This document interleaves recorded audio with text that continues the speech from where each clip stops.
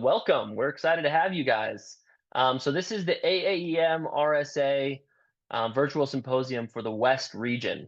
We're happy to have you guys joining us today. My name is Josh Ham. I'm a fourth-year medical student currently going to school at NORDA College of Osteopathic Medicine in Utah, up in Provo, in the United States. I'm currently serving as an elected representative for the Western region for AAEM for the Medical Student Council. And yeah, we're thrilled to have you guys here, excited for this event. Um, First off, I wanted to just acknowledge some of the programs that we have joining us today. They're going to be joining us later. Those program directors are going to be here to talk with us about their program and share that. But we do have Alameda Health System, Highland Emergency Medicine, Valley Health EM from Las Vegas, Denver Health Medical Center Emergency Medicine, Dignity Health Medical Center that's down in Arizona. We have Harbor UCLA Medical Center, Kaiser Permanente Northern California Central Valley, Kern Medical, and also Southwestern Healthcare Medical Education Consortium in Temecula Valley. So we're really excited to get to talk with them. Also wanted to acknowledge the programs that are in attendance there, and also Nikki. Dr. Nikki Binns is also with us, the former program director of UNC Chapel Hill Emergency Medicine. She'll be speaking to us later as well. We're really grateful for her attendance here. She is a repository of really, really good information on this stuff. She has a lot of valuable experience and good advice that she's given people. So we're looking forward to that. And we're just grateful that she's willing to share some of her time with us today. I also wanted to acknowledge some of our AAEM RSA leadership that we have on the call today. The great Katie Wazinski decided to join us, which we are very, very grateful for. She is our AAEM RSA president. And then we also have the wonderful leadership from our Medical Student Council, Jake Moore, our fearless leader-in-chief, and the ever helpful, of course, Laura Miner. She is our vice fearless leader. We really appreciate them, our chair and vice chair. They're here. They do a lot of work, a lot of the background that's been going into this, as well as a lot of other events. So we're grateful for all of them. Really quickly, as a quick note, before I turn it over to Katie to kind of do an introduction for us into AAEM as an organization and what the Med Student Council has been working on and RSA specifically is focused on. I just wanted to mention we did have a small scheduling conflict with the residency cast representative that they had. So we do have a PowerPoint slide with some really helpful information about residency cast and about the application process that we'll do during that time. But then we'll actually have that be just about 20 minutes, and then we'll give a 10-minute break for everybody to grab water, go to the bathroom, whatever they need before we dive into our time with Dr. Nikki Binns. Okay, so we'll do that first. And with that, I will go ahead and pass that time along over to Katie. Good morning, everyone. Glad y'all could make it. Hopefully where you're coming from, it's not terrible weather. There's ice outside of my window, and hopefully it will not be terrible to go into work tonight. All right, let's share my screen here.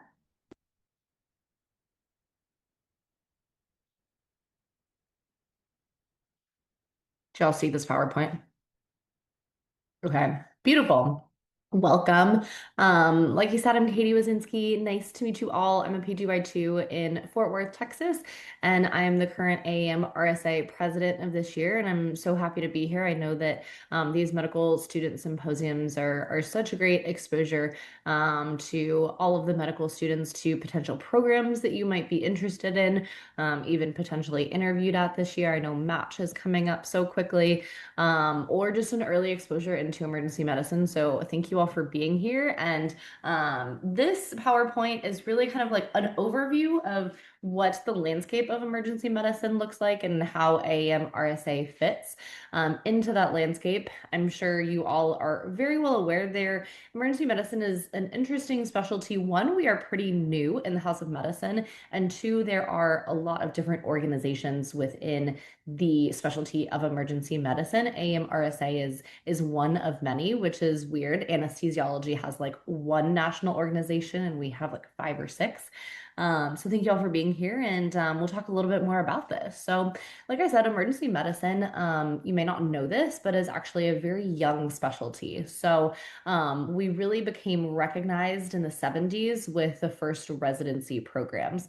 And even throughout the 70s and 80s, there were a lot of people grandfathered into the specialty because previously it was a lot of family medicine, internal medicine docs who were just covering the emergency department while they were also taking calls, admitting patients, being a hospitalist, all of that.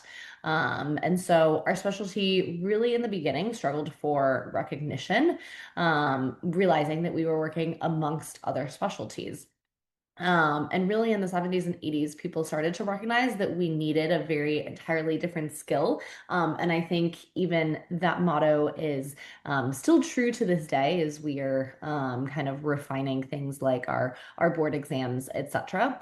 And emergency medicine was not formally recognized as a specialty until 1979. And in the 80s and 90s, there was a lot of controversy because people who were not trained in emergency medicine still wanted to practice in emergency departments. And there were many lawsuits filed by people claiming it was unfair that emergency medicine had a very specific training. And so that leads us to the 90s and early 2000s, where there were a lot of unfair business practices by many leaders, whether they were EM trained or not, and they were hiring less qualified people, so people who are not emergency medicine specifically trained in order to staff the emergency department to maximize profits, and also to pay them a little bit less. And so that's where we really start to see these contract management groups come in. And I think emergency medicine was one of the first specialties that saw CMGs, as we like to call them. And now we're seeing them really break into a lot of different specialties, anesthesia, and even family medicine groups. So that's kind of the landscape of where AAM was founded. So we were founded in 1993. And it was really in the midst of all of these unfair business practices. And some of our early founders, especially the author of this book, which the title is very wild, but really talking about how emergency medicine trained physicians were in the midst of all of these unfair business practices, unfair hiring, and really illegal, but not technically illegal environments. And so this book detailed the corruption of all of these practices, which ultimately impacted patient care negatively. And so this leads to the establishment of AAM, including residents and students. So, as a resident and student organization, we actually didn't formally become, recognized as our own organization until 2005. We were a section in 1999. But in 2005, we actually became our own organization. So, as the Medical Student Council is probably very well aware, and for all the medical students out there, we run our own finances. We are completely independent of AAM as a whole organization, targeted towards residents and students. We can say what we want and do what we want. Actually, really cool update.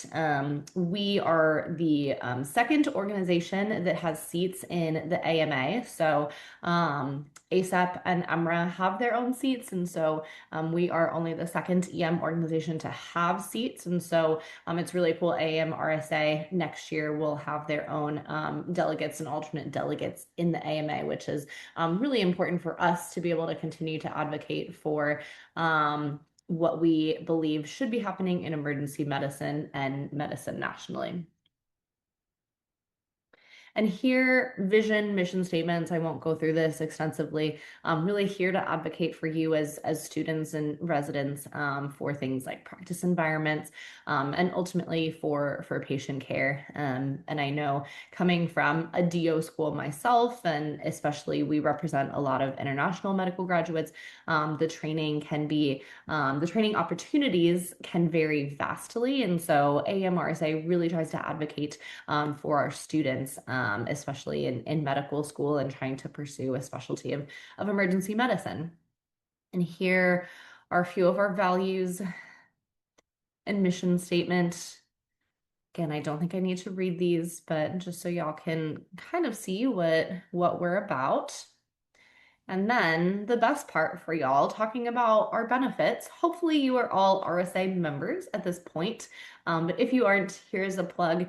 One, I will start with it is probably one of the best bang for your buck organizations out there because the cost of joining our organization is relatively low and you have so many amazing benefits that come within that cost. So, a lot of free benefits you see over there. My favorite, and especially people that have done clinical rotations, MRAP, they have such a wide clinical knowledge that is applicable for both medical students and residents. They have weekly podcasts, they have a whole medical library that you can go on shift to look up things that you are unsure about, and then a lot more discounts. EKG Weekly is a very popular one.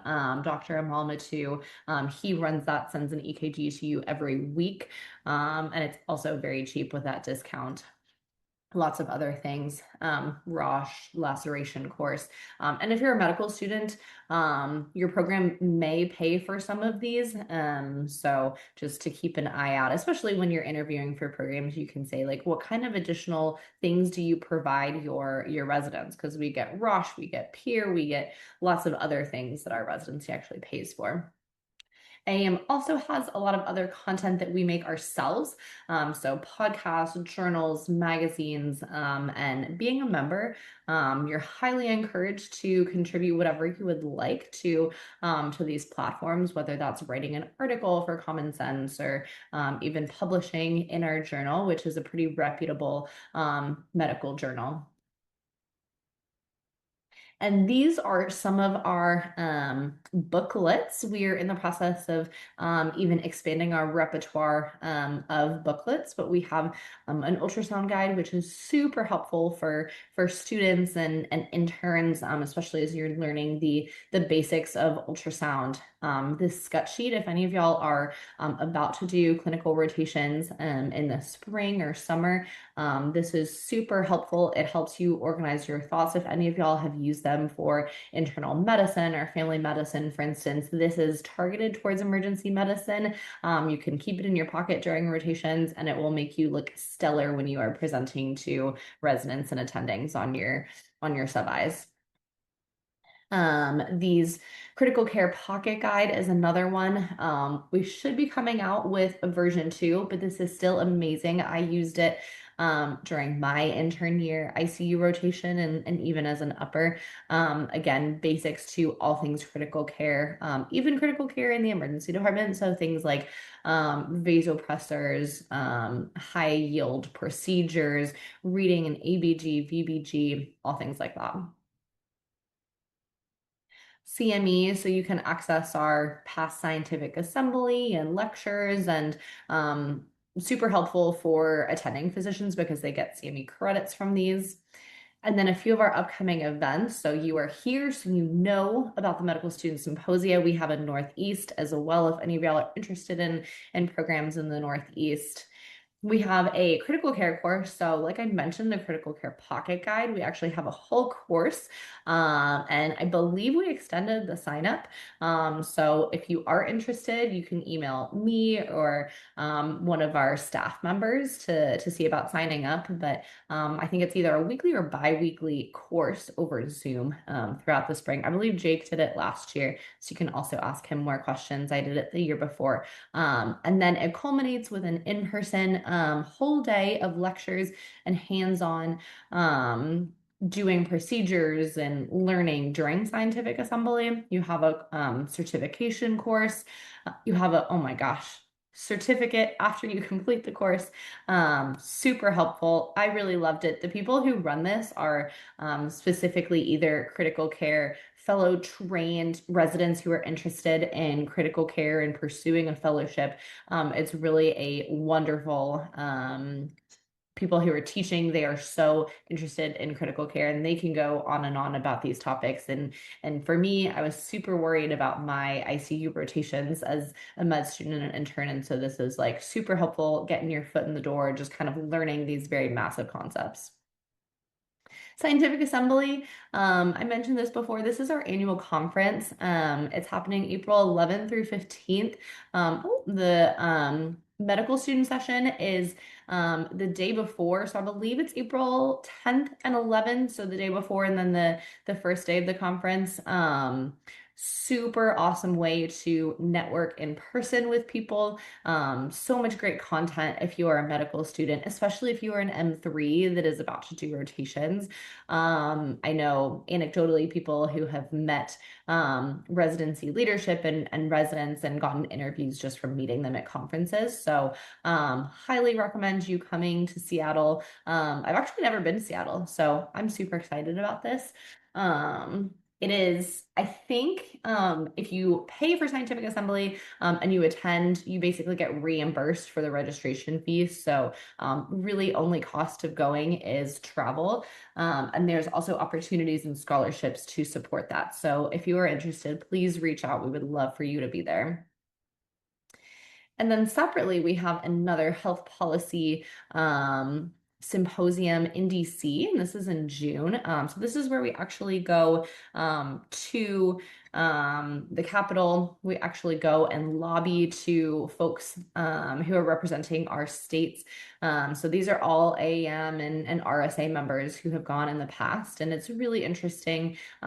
We learn about from our lobbyists because we have a lobbying group who is employed by AAM, the parent organization.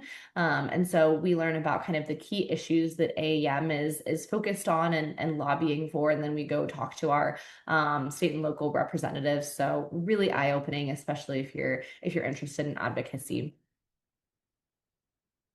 Board of Directors, we are in the process of electing our new board. If you're interested for the following year, elections and nominations open sometime November, December, depending on the year. And same thing with Medical Student Council. But even besides the board, there are so many ways to get involved, even in terms of a leadership position. The Cabinet of Delegates is an opportunity to represent your school residency program wherever you are located at. And so we have one representative from each location. And that way you can learn more about what RSA initiatives are happening and you can get more people involved from your school. You can become more involved. We've had a lot of great projects and things come out of the cabinet. And we have, if you are curious if your school has a cabinet member or if you are unaware, again, you can email me. We have a cabinet meeting coming up in February, so would love to get you involved in that. Different work groups. So we kind of transition the structure of RSA and we are more work group based, kind of small project oriented, where we can get people involved on a almost micro project level, but hopefully something that can be productive. You can put on your CV that not only were you a member of this organization, but you actually contributed something. So these are a handful of our work groups and as the year continues, we're constantly changing things to maximally benefit residents and students who are involved. And then, like I talked about for scientific assembly, there are other opportunities to get reimbursed. So the medical student ambassador is a great way to get a little bit of travel money to go to scientific assembly. So it's an application process. I believe the application is still open. You get $500 of travel reimbursement, and then you do have to stay throughout most of the conference because you're helping kind of on the back end. It's a really cool way to see like how much work goes into planning a conference. And that was how I first got involved with AAM. I was like, I want to go to this conference. I would love some reimbursement. And so I was an ambassador like way back when, and then got involved since then. So here are our social media platforms. Follow us, connect with us, and I need to put my email on this PowerPoint, but I will put it in the chat. So if anyone has any questions or wants to get more involved, I would love to have you be a part of one of our work groups or have something publishable for RSI.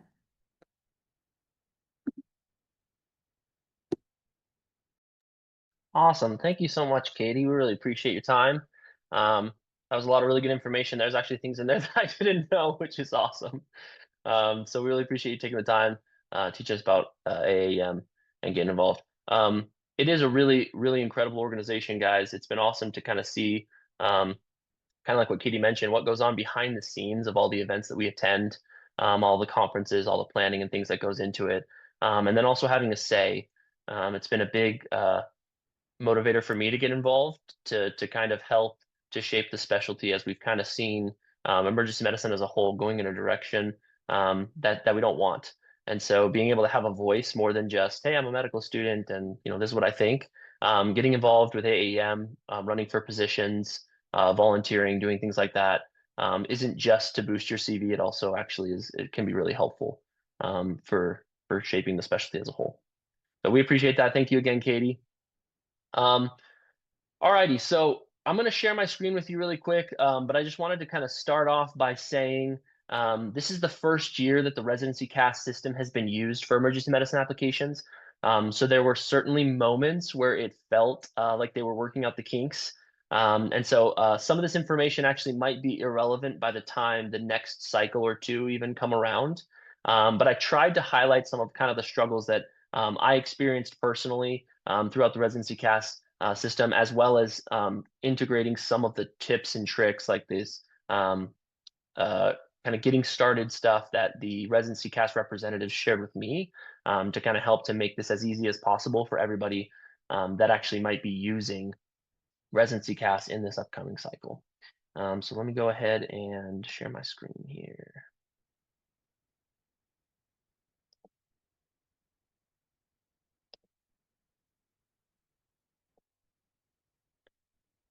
Alrighty.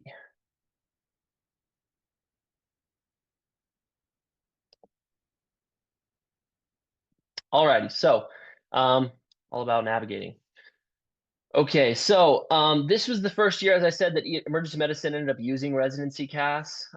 You're going to be using it. Apparently, there's now 100% participation with emergency medicine programs, which means that there's not going to be another system that you're co-applying on, which is nice. But then I also wanted to mention, just for those of you who may be MS1s, MS2s, or even those MS3s that are just getting started, there are kind of three different platforms that you're really going to focus on as an emergency medicine applicant. There's VSLO, the VSLO, which is where you're going to apply for all of your away or your audition rotations. So that's going to be a completely separate platform. You're not going to do that on residency CAS. Residency CAS is specifically just for applying to residency positions. The other, besides residency CAS and VSLO, the other one is going to be the NRMP, the match registration. Match registration is also different. So after residency CAS, once you have your applications, then you're going to get interview invitations, which we'll talk about in a minute. And then you'll actually have the match completely separate. So just so you know, those are those three different platforms that you will be using. They haven't integrated VSLO into residency CAS. They're still separate for applying for those audition rotations. Okay, so the most important thing is that you won't be able to get access to residency CAS until your school allows you to get access. So the email will come through your school. The school will send you the email and allow you to then get into residency CAS and start building your application. We'll talk about the timeline for that roughly in a little bit, but just know that you're not going to have access immediately. If you try to go to residency CAS right now, you will not have access unless your school has already authorized you. So watch your email like a hawk around the time where your school or where you're preparing to apply to these positions because you will get an email that'll have an activation link that you'll have to use. And outside of that, there's just not a way for you to register on residency CAS.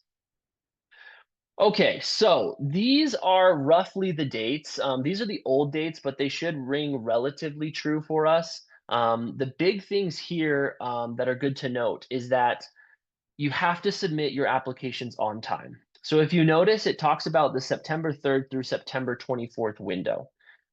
So during that window, you will be able to now submit your application. So what I recommend is to have everything in your application ready by maybe mid-September.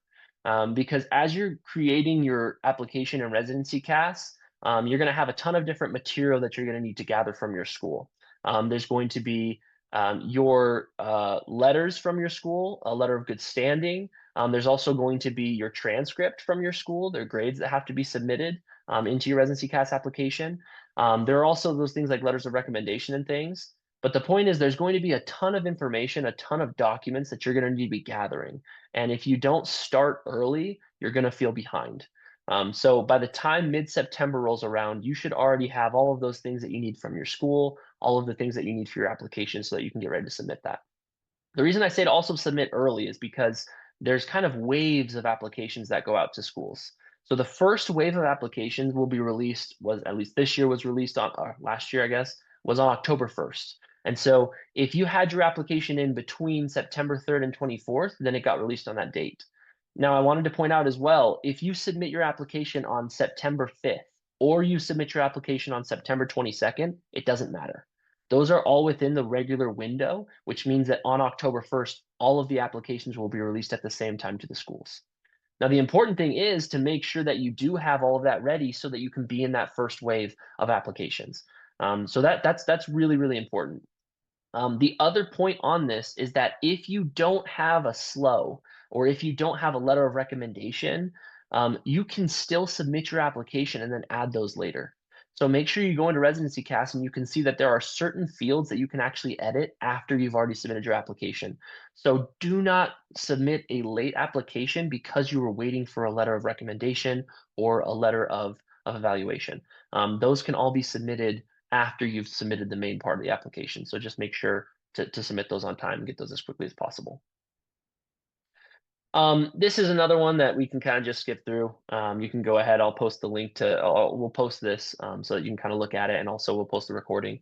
So for this one, the only thing I kind of wanted to mention is we know that EM is not going to have their own specific personal statements. In the past, some schools would have their own specific personal statements or letters that they would have. That's not the case anymore with Residency Cast. Residency Cast, you just have your main personal statement. So make sure that you tailor this to kind of being more about your journey, about you as an applicant, and not specifically, this is why I like this school, this is why I want to go to this school, because that will be something that you're going to be sending to all those different programs. Okay, this one is really big. We noticed in the registration there were a lot of questions on SLOs. So I'll take a little bit of time and kind of explain SLOs. Some of the questions that were asked, a lot of international students are going to have a lot of questions about SLOs. I'm not actually super familiar with a lot of the international side of the SLO collecting and things like that, but I do know as far as Residency Cast and then as far as it's kind of just gone with the SLOs that we've been asked to give this year in our application cycle, I can kind of speak to that. So SLOs are going to be standard letters of evaluation. These are letters that are going to specifically come from programs that you have rotated at. Now, there are a couple of different versions of SLOs that you can get. So as it kind of details, this is the most important part of your emergency medicine application. So you want to make these as strong as possible. So the E-SLOs are the ones that you're going to do after a rotation, either a home rotation or an away rotation, but at a program where there is a residency for emergency medicine. Those are going to be your really hard-hitting SLOs. Then they do have some other SLOs. There's a non-residency based SLO where you can kind of get evaluated by an EM faculty, but not an EM program. This would be like if your home institution had you do an emergency medicine rotation and you had that emergency medicine doctor write you a letter. It's going to carry some weight, but not nearly as much as an E-SLO.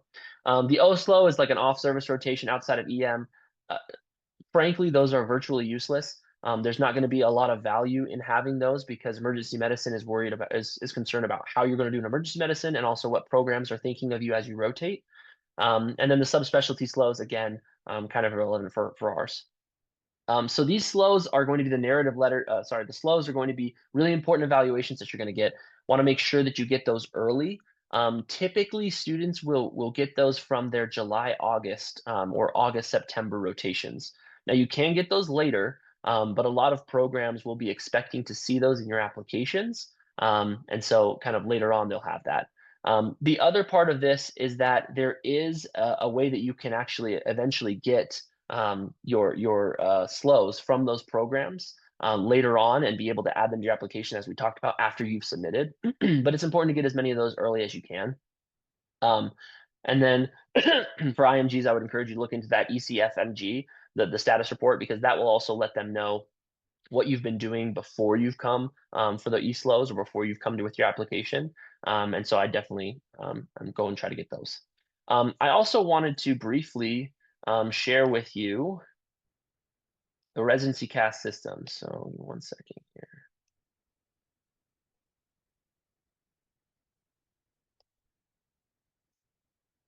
Okay, let's see. I'm gonna stop sharing really quick while I switch over here. This is such great info, and I love how you put these slides together. I also just wanted to make a note that I didn't realize this before the whole application process. You will never read your slows.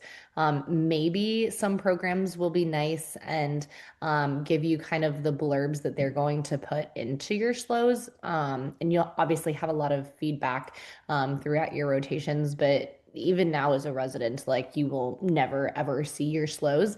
And it's the most important part of your application by far to emergency medicine. So make that make sense. But just be very cognizant of this. I would ask for feedback early and often from your rotations, especially in regards to what is put on the slow, both the narrative and the objective information. But just know that like it will go automatically into the portal. You will never be able to read it. And when it says like, did you choose to read it? There's some sort of wording. Say no, because that's also a red flag if you're like, yeah, I would like to read my slows. Thank you, Katie. Yes, that is super, super important. Because also it's important to know it's okay to ask a program, hey, are you planning on writing me a strong slow? Or the program will tell you when they're interviewing you, hey, we appreciate you rotating with us. We are going to write you a good slow. But I have heard of other students that have talked with the program and in their kind of mid rotation evaluation, and they've said to them, hey, just so you know, we're putting you kind of in a bottom 1/3 slow or in a mid 1/3 slow. So typically, I think in the past, it was like bottom 1/3, mid 1/3, top 1/3, and then top 10. And so they kind of give you, most of the schools will give you some idea, but know that you're not going to be able to see them. As Katie mentioned, you're not going to know what's in them. So if you're rotating on a program and you think that you're doing really well, feel free to ask, and some of them will actually tell you what they're going to do for their evaluation. So this is kind of the place where you're going to come to request the evaluations. The reason I wanted to show you this is because a couple of things. So number one, this right here is how you're going to request one, the standard letter of evaluation. This information, first name, last name, and email address, will come from the school, and it's not always going to be the program director. Some of the programs would like the program director to have their name there. Some of them, it's the program coordinator. Some of them, it's the clerkship coordinator. So whoever it is, make sure that you have the correct email address and the correct name. The requested due date, a lot of them also put this down and said, hey, put this date down. So just reach out to your school and ask them specifically what they want. The personal message, I always put one in. I'm sure they don't really read it. A lot of them told us, you don't need to put anything. We're not going to read it. I did anyway. And then like Katie was saying right here, I waive my rights to access. Do not hit no, because that is kind of a red flag. It's kind of weird. I wouldn't be surprised if some emergency medicine programs decided, we're not going to write you a slow if you're going to be reading what we write. So then you're just going to click that. The last thing also that I wanted to point out is on the website, there's this assign evaluation. So your evaluations, if you receive a slow from a school or from a program that you've rotated at, that doesn't help you at all by itself unless it is assigned to programs. So programs, these are my 4 rotations that I did that were audition rotations where I got 4 slows. These slows have to individually be assigned to the programs that I want them to be. And that's also important because of a couple of things. So typically you're going to have 2 standard letters of evaluation. You get 2 slows, and then you usually have 1 or 2 narrative letters. You can have up to, I think, 4 full letters that you're submitting, 4 letters of recommendation, including the slows. You can also do 3 slows and 1 narrative. That's what I did for a lot of my programs. But the important part here is that 2 things. Number one, some regions that you're applying to, like I did in Texas, are going to want to see a letter of evaluation from Texas. They want to see that Texas has seen you, and these programs from Texas have seen you rotating there.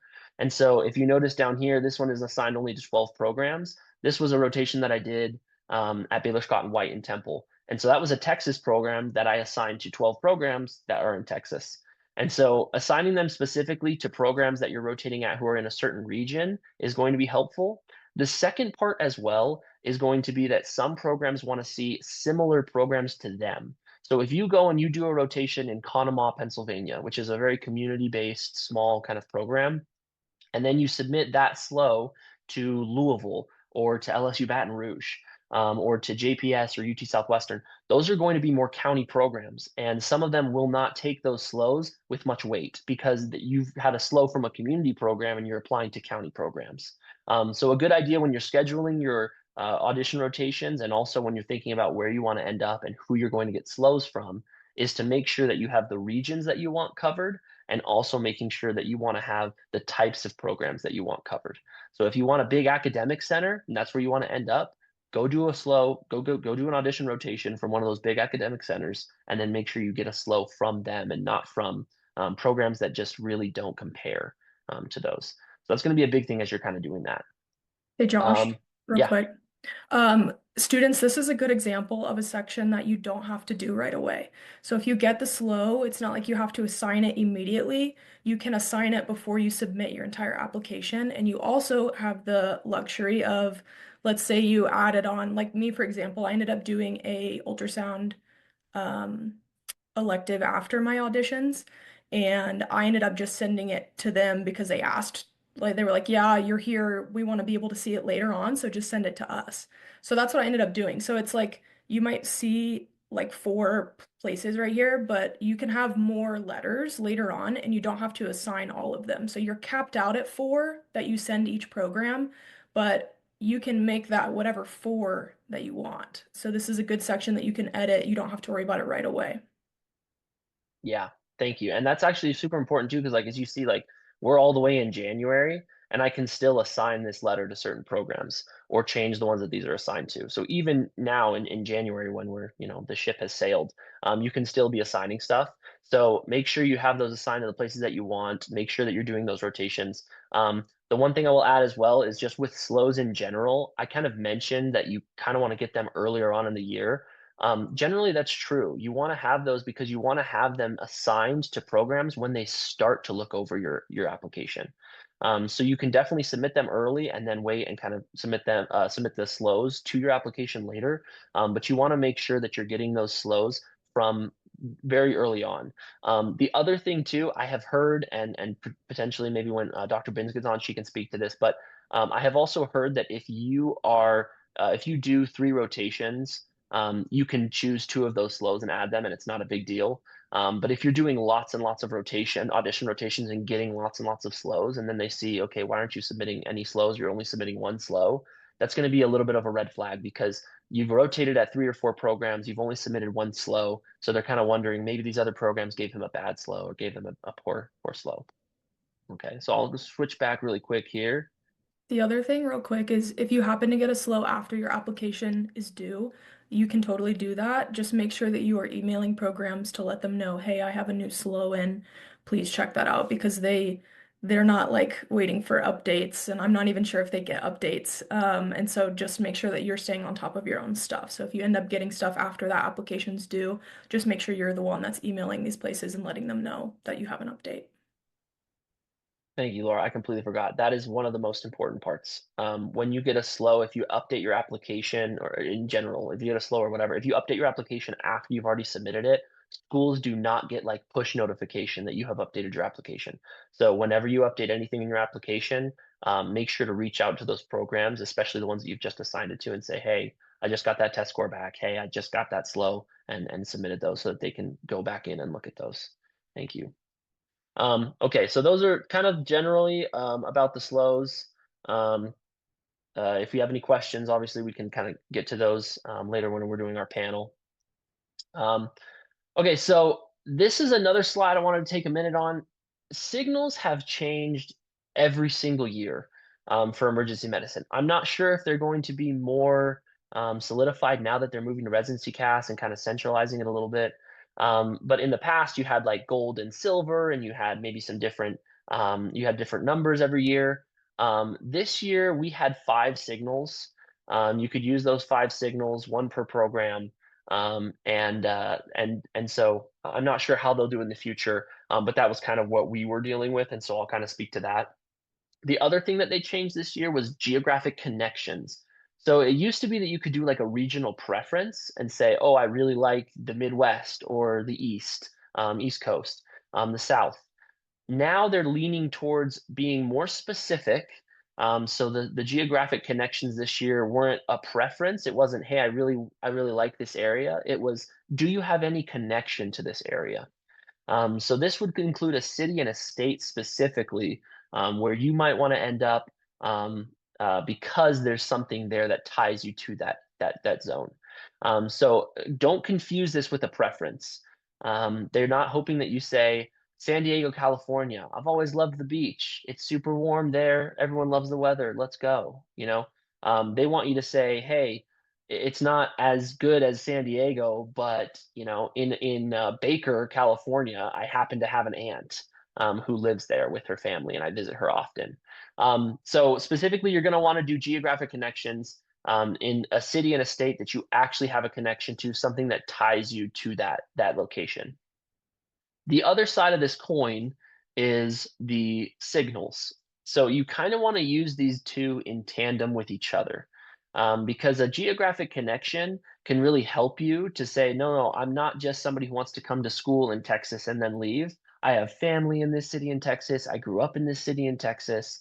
But then if you also have programs that are in other areas, try to find something that you have as a connection to that area. Maybe you went to college in that area. Maybe you have some distant family member that lives there in that area. Maybe you've been to multiple conferences. The conferences thing is a lot weaker. Try to find strong connections, but if you can find a connection and it's an area that you don't think that you have, very good, kind of rapport with, if you have a school that's in New York, and you don't have any ties to that area, you could consider using a signal, to that program. So you can select up to 3 of the city-state geographic preferences.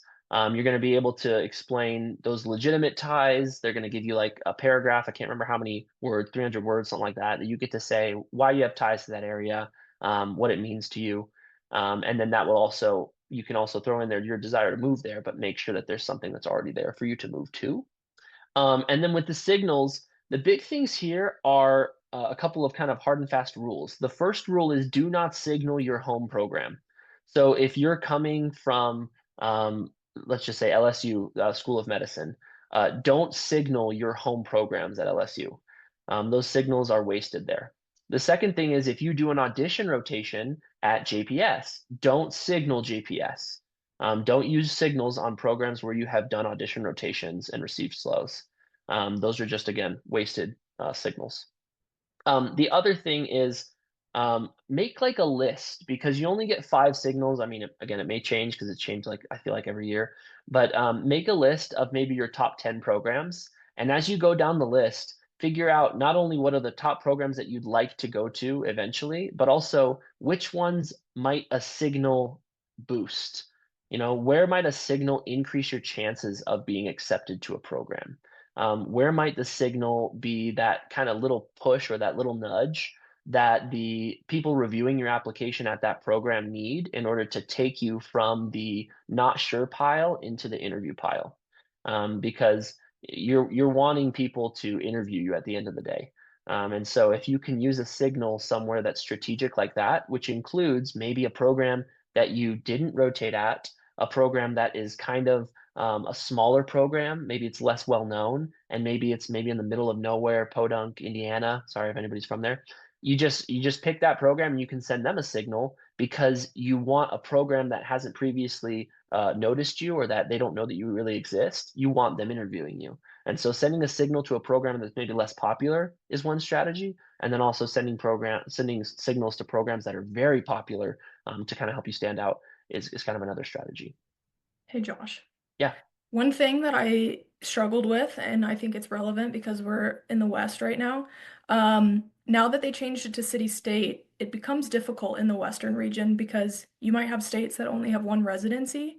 And so you're like, well, if I use my city for this one residency, are all of the other ones in the Western region gonna ignore me? And so you kind of play these mind games with yourself.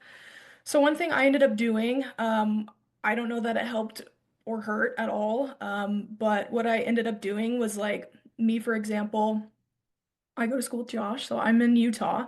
There's one residency program in the state of Utah. So what I ended up doing was I just put like Salt Lake City, Utah as my city. And then there's a little explanation box and it does have a character count, so you kind of have to be crafty. But if I like put that I like to do national parks and I did a lot of traveling and I would travel through these states. And so you can kind of end up mentioning a bunch of states so that they get the idea of like, oh, she'd be happy here. She's been here before. So I basically like used the city state and turned it into how it used to be, which was region, just so I could like have a talking point.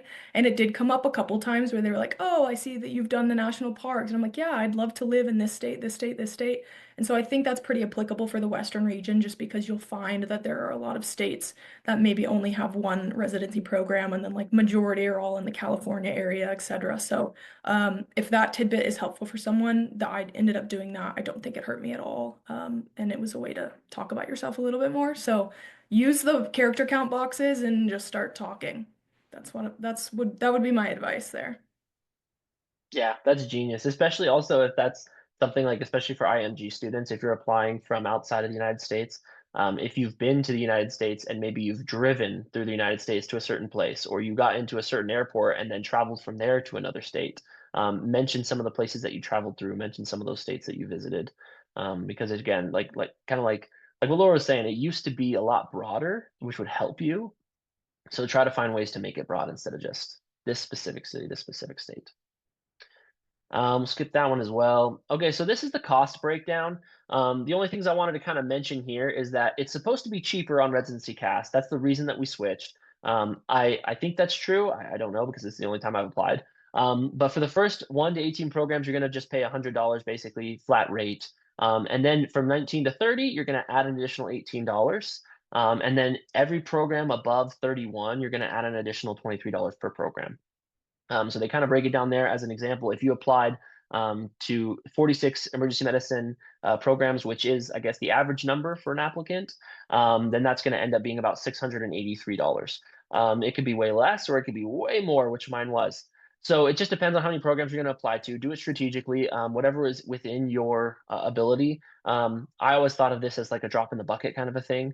It's like, listen, like I don't want to spend a ton of money on applications, but I also want to match. And so applying broadly was really helpful for me to say, listen, I'm going to apply to as many programs as I want to, or that I feel comfortable applying to, as many that I like. And then like whatever the cost is, I'll just kind of pay it. The other thing is to know of like not hidden costs, but the other costs associated with that with applying. So you do have to factor in the cost of number one, your Vislo applications. All of those are also their own costs for those audition rotations, which is completely separate from residency casts. But then in the residency cast system, also remember that you do have to have your scores from your board exams, and you do have to pay to get those.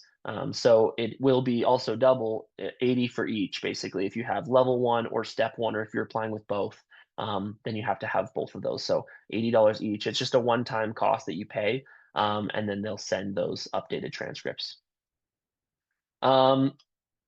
This one's good. Yeah, skipped a couple there. On this, I would just mention this is now where they have the integrated interview portal into Residency Cast.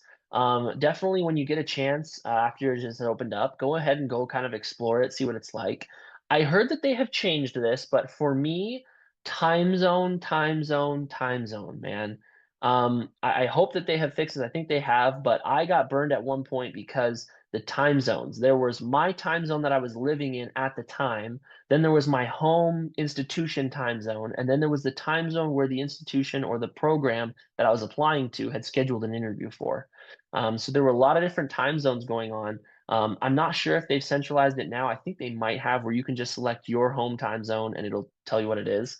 But I ended up actually having to reschedule after missing one of my interviews because of a time zone change. That was the time zone mix up, basically, because they had scheduled it based on a different time zone than the one that I was in. So just make sure you check the time zones of each of them. Again, these programs are going to be all over the country, so there's plenty of time zones for them to be in. Just double check those. And then as far as scheduling interviews go, I've always had people ask for like accepting invites and residency interview invitations. I've always had people ask, hey, like, what about, I don't want to take too many because then I have to cancel. I don't want to have to do this or do that. They're going to blacklist me if I cancel this interview. So general etiquette is when you get an invitation, especially during the initial, like early on in the application process, I personally would accept all of the interview invitations because you don't know how many you're going to get. And so as they come in, you accept them. Don't put them overlapping on each other. Put them in the slots that will allow you to attend all of them. But then as you start getting more and more interview invitations, then you can start being more selective and start reaching out to those schools and canceling some of them. If you're canceling greater than like 2 weeks out from one of those interviews, you usually don't have to even have an explanation with the school. You can just cancel the interview, and they're not going to say like, "Oh, this guy canceled the interview. This girl, she doesn't want to come here." They're gonna be fine with it. But if it's closer than that, then sometimes it's nice to just send them an email and just say, "Hey, I'm sorry, there's been a scheduling conflict. I'm unable to make it to this interview, but I appreciate the offer," something like that. And then always reach out to the programs if you want to reschedule. If there's a scheduling conflict, don't feel like I feel like up until this point in medical school, you always feel like you're walking on eggshells, right? And it's always like really hard. But it's very comforting to see how many programs are super willing to just hear you out and be like, "Oh, don't worry about it. Yeah, we can totally reschedule it." So if there's a place you want to be and it's not working out with your schedule, reach out to them. Say, "Hey, I really want to come here, but the schedule doesn't work. Would you be able to reschedule me for a different time? Would you be able to change that?" Um, okay, these are some of the common issues. Again, you can kind of go look at these. These are just kind of those helpful kind of suggestions. And then these are the links that the residency cast that unfortunately couldn't make it decided to send so that we could have. So this is going to be a lot of the emergency medicine resources in general, the cord, the slow resources, and then also from the residency cast people, just some additional links like the applicant help, quick start guide, things like that you guys can do. And then if you had any other questions, the residency cast applicant also mentioned there's this applicant help center, and they have a specific liaison that can help you with any of that stuff. Okay, because residency cast was not able to be here, we'll actually go ahead and take just a quick 10-minute break. And then we want to give a quick shout out. We're super excited. Dr. Nikki Binns is here to speak with us after our little break. She's a wealth of knowledge, and we're really, really grateful for her time. So be sure to come back here. And then I also wanted to quickly remind everybody, we do have the breakout room session. There's been some technical difficulty that we were working through, and so what we're going to end up doing is blasting out an email to each of you with a separate link to a different meeting. So that would be for you to click on so that you can do the breakout rooms with the program directors. That's going to start at noon Mountain Standard Time. So at that point, we'll kind of send out that email. We'll also post that link in the chat so that you guys can click on it. It's going to be a separate Zoom meeting for those breakout rooms. But yeah, all right. So everybody will come to see you back here in about 8 minutes, and Josh, we'll hear real from quick. Dr. Binns. Yeah. There was a question in the chat that I think is a pretty common one for students, so I'm just going to read it out loud. Jake answered it pretty good, but it's a question that we could all get really chatty on, so I'm just going to bring it into the webinar just for recording purposes. But so the question was, you have 3 areas, 5 signals, and potentially 3 different programs that you audition at. Is the sweet spot still around 46 programs? Would schools still consider you if you have no signal and city preference? Like I said, Jake answered it great. Exactly what he said. So the number of schools that you end up applying to varies greatly depending on what your application looks like. So there's no one answer unless you're like talking one-on-one with a student and you get to evaluate their whole application and where they're from and where they're using their signals, all of that. So we all just kind of give a number around the 46 number. I know people that applied to way less and were completely fine. I know people that applied to way more and are completely fine. So there is no wrong answer with that. It's just money. So what do you want to spend? For me, I'm like, I'm spending a ton of money on school. What's an extra whatever on an application for my future? So that's kind of how I answer the number program. As far as answering, would schools still consider you if you have no signal and city preference? Absolutely. You'll see it all the time. I think all of us probably dealt with that where, you have to pick certain regions and all of this stuff and you're like, "Ooh, but I really want to do this." And then you don't have the room to signal them or audition there. They will absolutely still consider you. So don't worry about that. And hopefully that kind of answers that question, but it's a good question. It comes up a lot in these videos. So thanks for asking that question. And Jake's answer was spot on. So I agree. Awesome. Thank you. Yeah, and you can also keep posting those questions if you have them in the chat. We'll try to address all of those as well when we come to the panelist portion with when Laura and Jake and I are kind of answering some of those questions on how to perform well on audition rotations. We can also answer some of those questions as well. So, alrighty. So yeah, we will be back here in about 6 minutes to hear from Dr. Binns.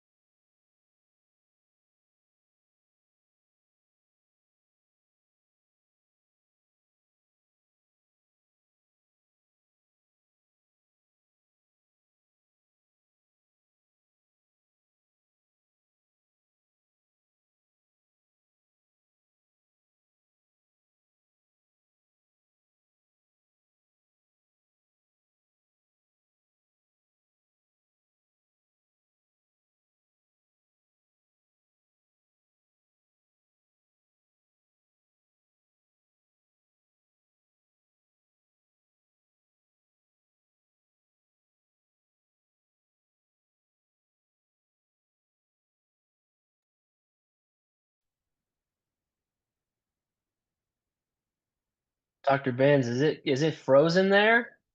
It's about to be. It's about to be. I saw the news. I was talking to my parents up in Virginia. I was like, woof, it's looking spicy out there. I know. I'm just really hoping we don't lose power for extended periods of time because no Wi-Fi in this household is a struggle with twin 11-year-old boys. Absolutely. All right, everybody. Well, this is Dr. Nikki Binns. She is the former program director over at UNC Chapel Hill up until this year. Is the first year that the new program director, Colin Murray, is taking over. And so we're super, super grateful to have her here with us. She has a repository of very valuable information. And she'll be kind of talking to us about kind of how a program director looks at applications, applying in general, and some kind of tips and tricks on that. So without further ado, really grateful. We'll pass that over to her. Thank you. Let me get all this going here. All right. And by all means, any questions, shoot them in chat. Happy to address any of those whenever makes sense. But super excited to be here to talk to you guys today. As you mentioned, I'm actually a recovering program director. I was a program director for 10 whole years. So although I'm not an expert, I at least have done it a lot and can share the things that I have seen and what some of my preferences are that are pretty much in line with most programs, but recognize that all of us are a little bit different and might have some different opinions. Tried to stick to some of the general recommendations we make to everybody, as well as we'll share some of my own input, because at this point in my career, I have interviewed more than 2,500 applicants to emergency medicine. We read over 1,500 to 2,000 applications each year. So I have seen a lot. I have seen good, bad, ugly, and everything in between, and every type of application you can imagine. And hopefully can give you some tips to set up for some success. As you mentioned, I just recently passed it over to one of my APDs. And so it's been very different this year, not reading all the applications. A little sad, but mostly exciting because it does take a lot of work. It takes a lot of work by y'all and by us, because this is really important. So let's set you up for success. You have some time, so we're going to talk about some preparation tips as well as some tips going through the beginnings of interview season as well. All right, so first is time for prep work right now. Luckily, you guys are already ahead of the game. You're early thinking about emergency medicine. Many people aren't even thinking about emergency medicine until literally they're sitting down at the end of third year, beginning of fourth year to decide, hey, is EM what I want to do? That was my case. I really went into medical school not knowing what I wanted to do, and it was really like June. I was like, all right, I'm going to give this rotation a try, and hopefully it fits and it works out. But there are a lot of things that you can do if you are still kind of deciding, or maybe a little bit on the fence and want to feel really good about your decision and to set you up for some success before we even get to your actual residency CAS application this summer. So first and foremost, find an advisor. If you're at a school, many schools, are going to have assigned advisors based on whatever specialty it is that you're picking. Sometimes you might also have an advisor that's more of just a generic school of medicine advisor who's not necessarily EM.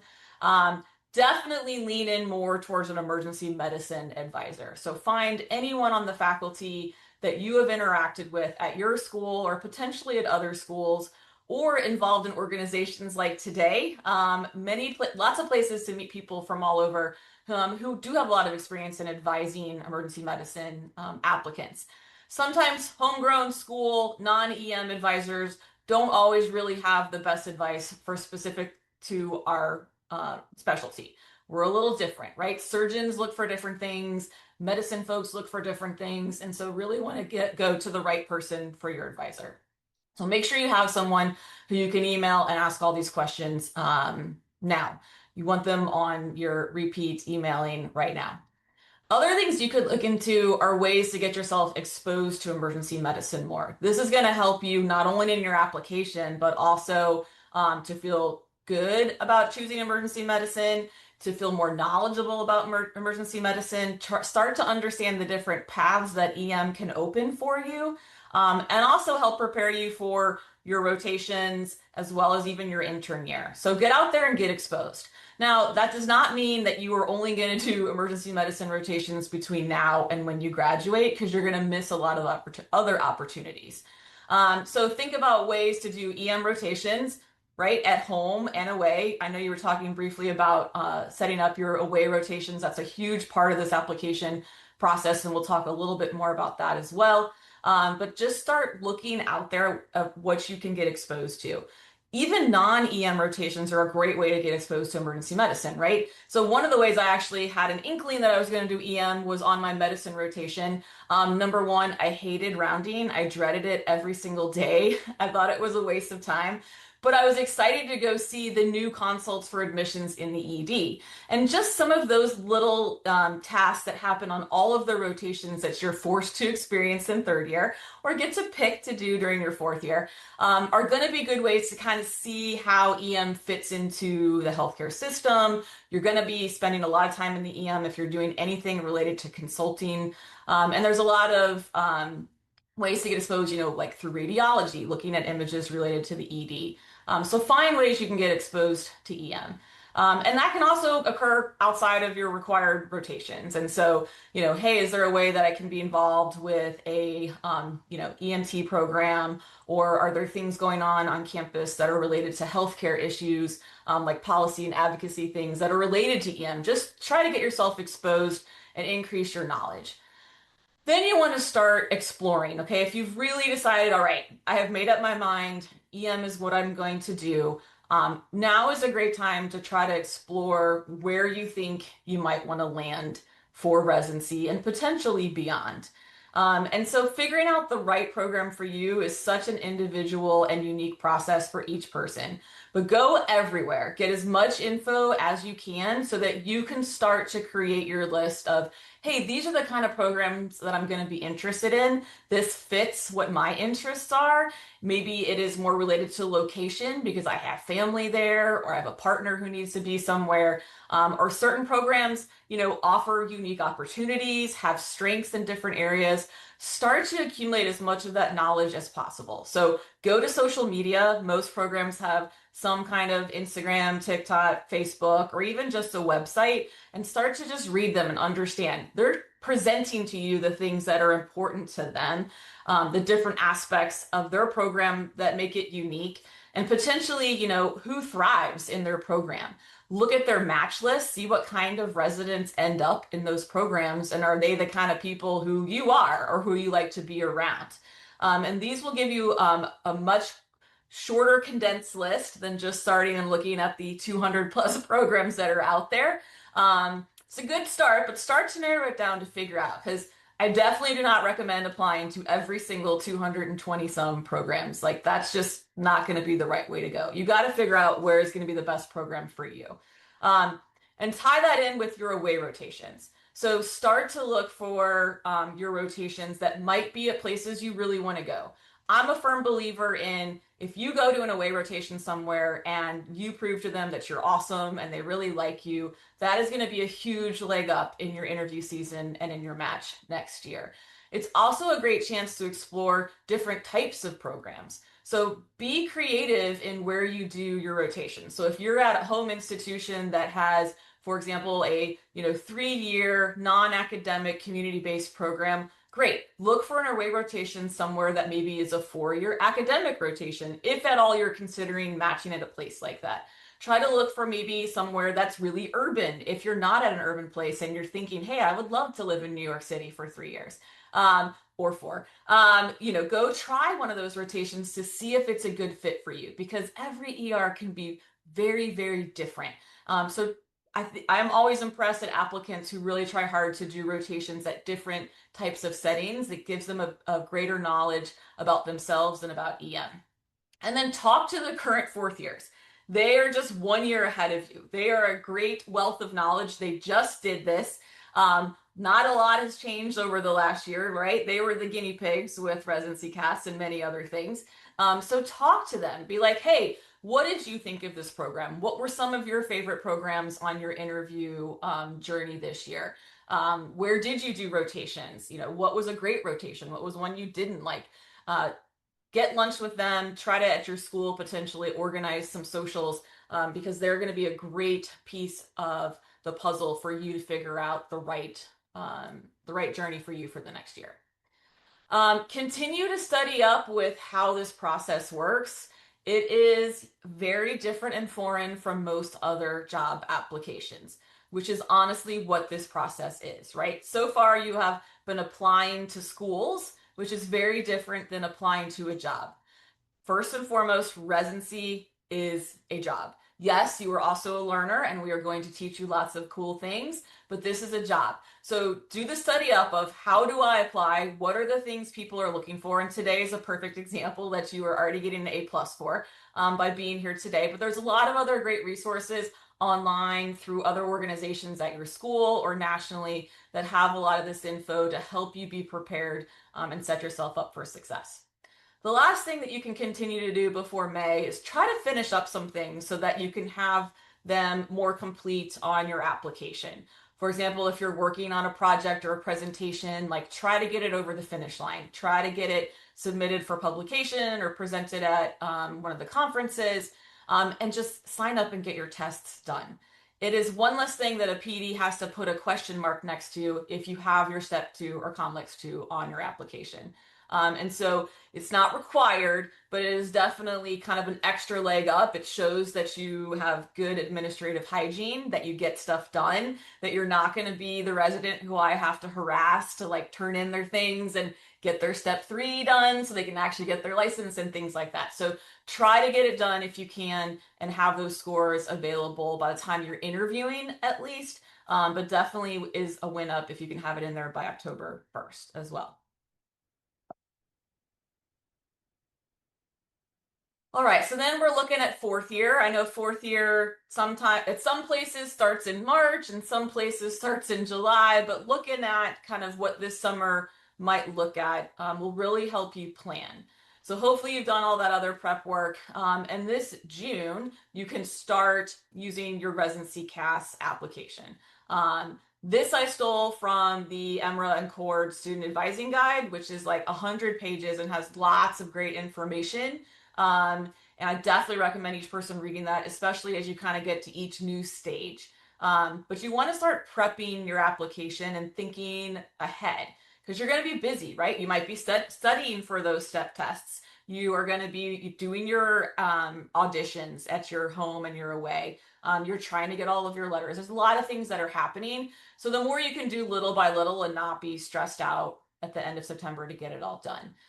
So this is kind of a look ahead. Make sure you have meetings set up with your advisor so that you can go to them with questions, potentially go to them with the list you're starting to create of applications that you're thinking of applying to. And they are going to be a great judge to say, yeah, this list looks great, or hey, you need more, or hey, we need to try some other programs that might be better fit for you. They have a wealth of knowledge as well. You want to make sure that you're doing everything on time. Because if you are late or kind of behind everybody else, it's going to be much harder to get over some of these hurdles and get the invites and interviews that you want.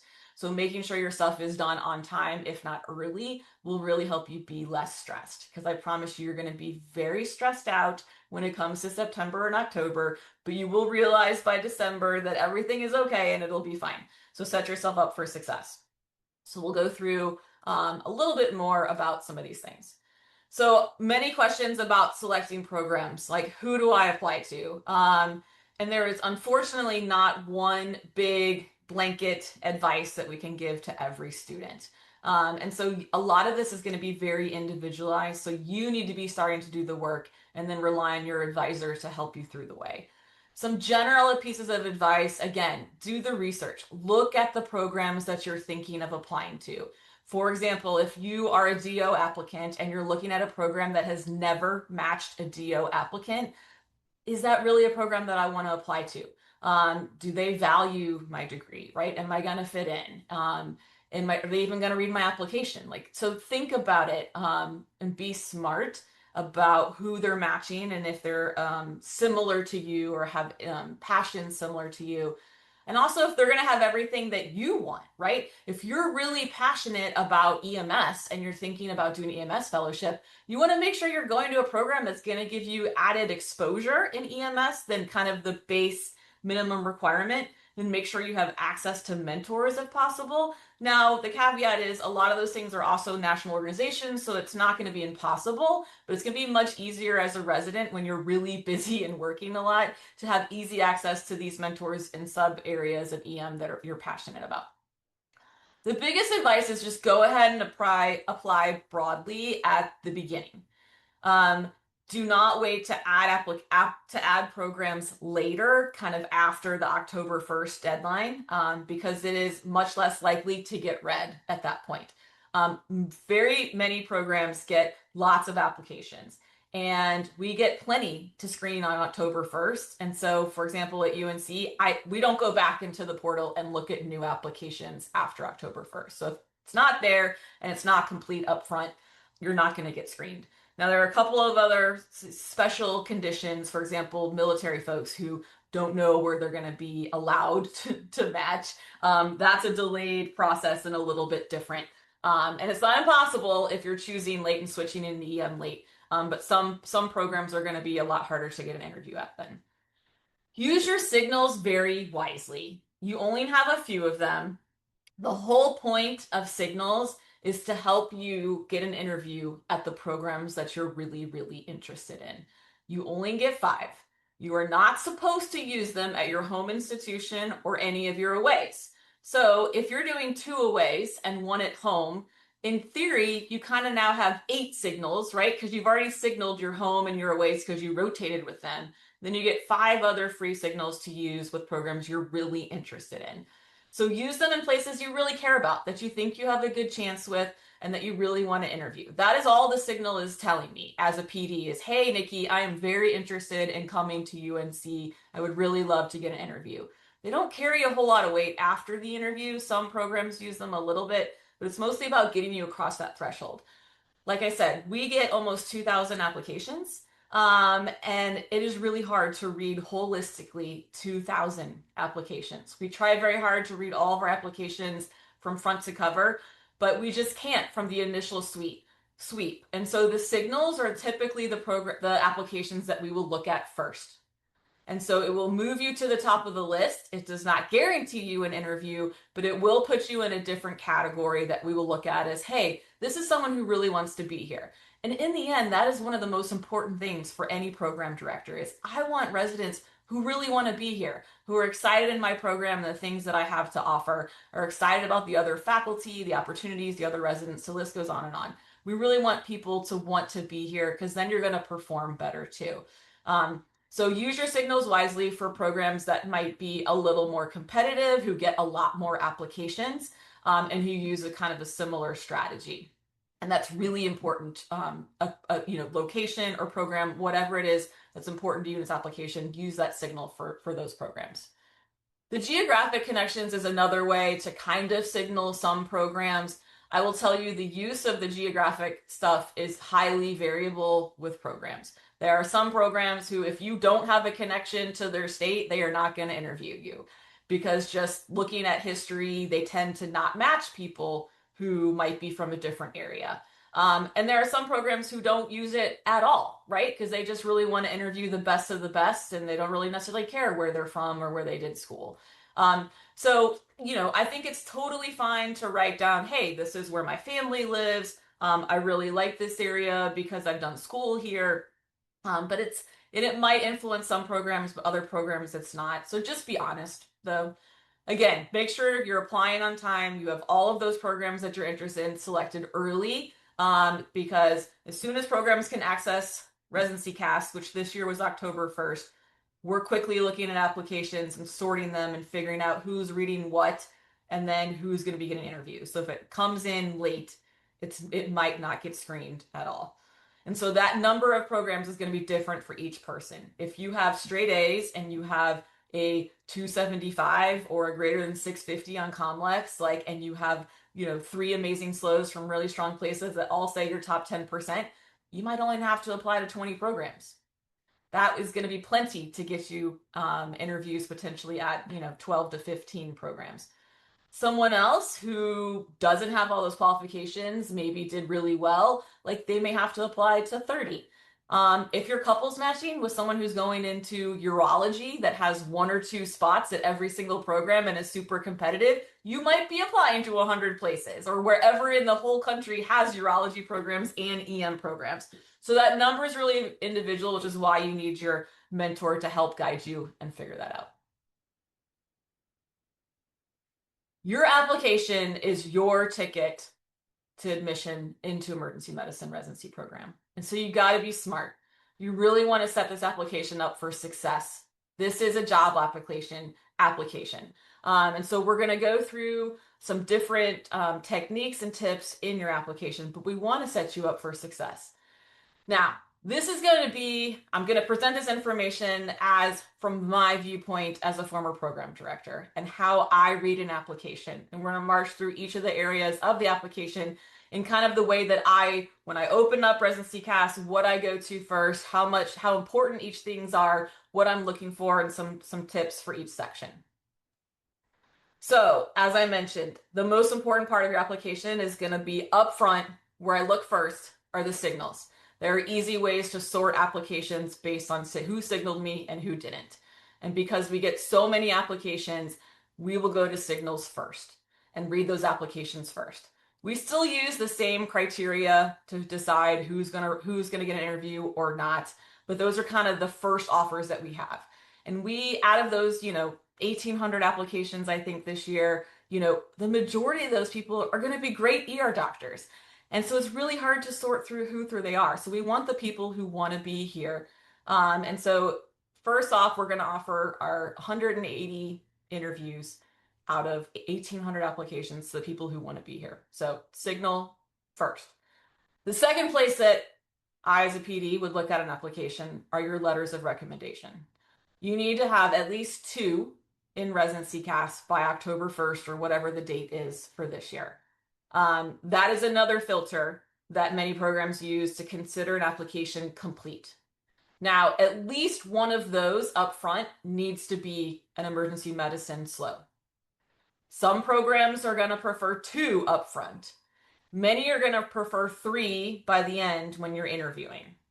CORD officially has the stance that you should have 2 emergency medicine SLOs, but many programs that are more competitive might want 3. This includes your subspecialty EM SLOs like EMS or ultrasound or PEDS or whatever rotations you're signing up for at home or away. They're just a slightly varied SLO. So make sure you have those. If you are doing an emergency medicine rotation anywhere, make sure that they are writing a SLO and not a narrative letter. Caveat, I'll explain who does write narrative letters in just a minute. But again, EM rotation should equal EM SLO. Then, if you have space, so I think you're allowed 4, then you're allowed to do an OSLO, okay? So if you had an off-service rotation, for example, in the MICU, and you got to know you're attending really well, they also can write you a letter of recommendation.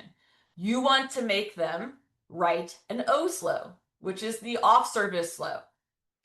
It follows more of the emergency medicine mindset of shorter bullet point recommendations, and it's geared towards off-service rotations. Highly recommend that they do that. They are not used to that because most other specialties do not have a standardized letter of evaluation like we do in emergency medicine. But it makes it much easier for PDs to read letters. The last type of letter recommendation is your more traditional narrative letter. It is what most off-service people will want to try to write and try to force them not to because it is really hard to read those narrative letters, again, when you have over 1,000 applications and it's 3 pages of just a whole bunch of text.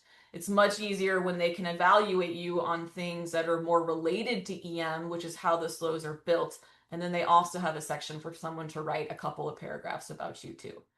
Now, narrative letters are helpful if you have non-clinical experiences. For example, if you did a research project or got a PhD, or if you have a specific mentor from your first couple of years of medical school that you stayed in touch with, who you think could really write a good letter about potentially your soft skills and you as a person and as a future physician, then those will also be read and be helpful, but maybe not until your interview day. So those aren't going to be those key things that help you decide, is this the interview or wait list or no pile.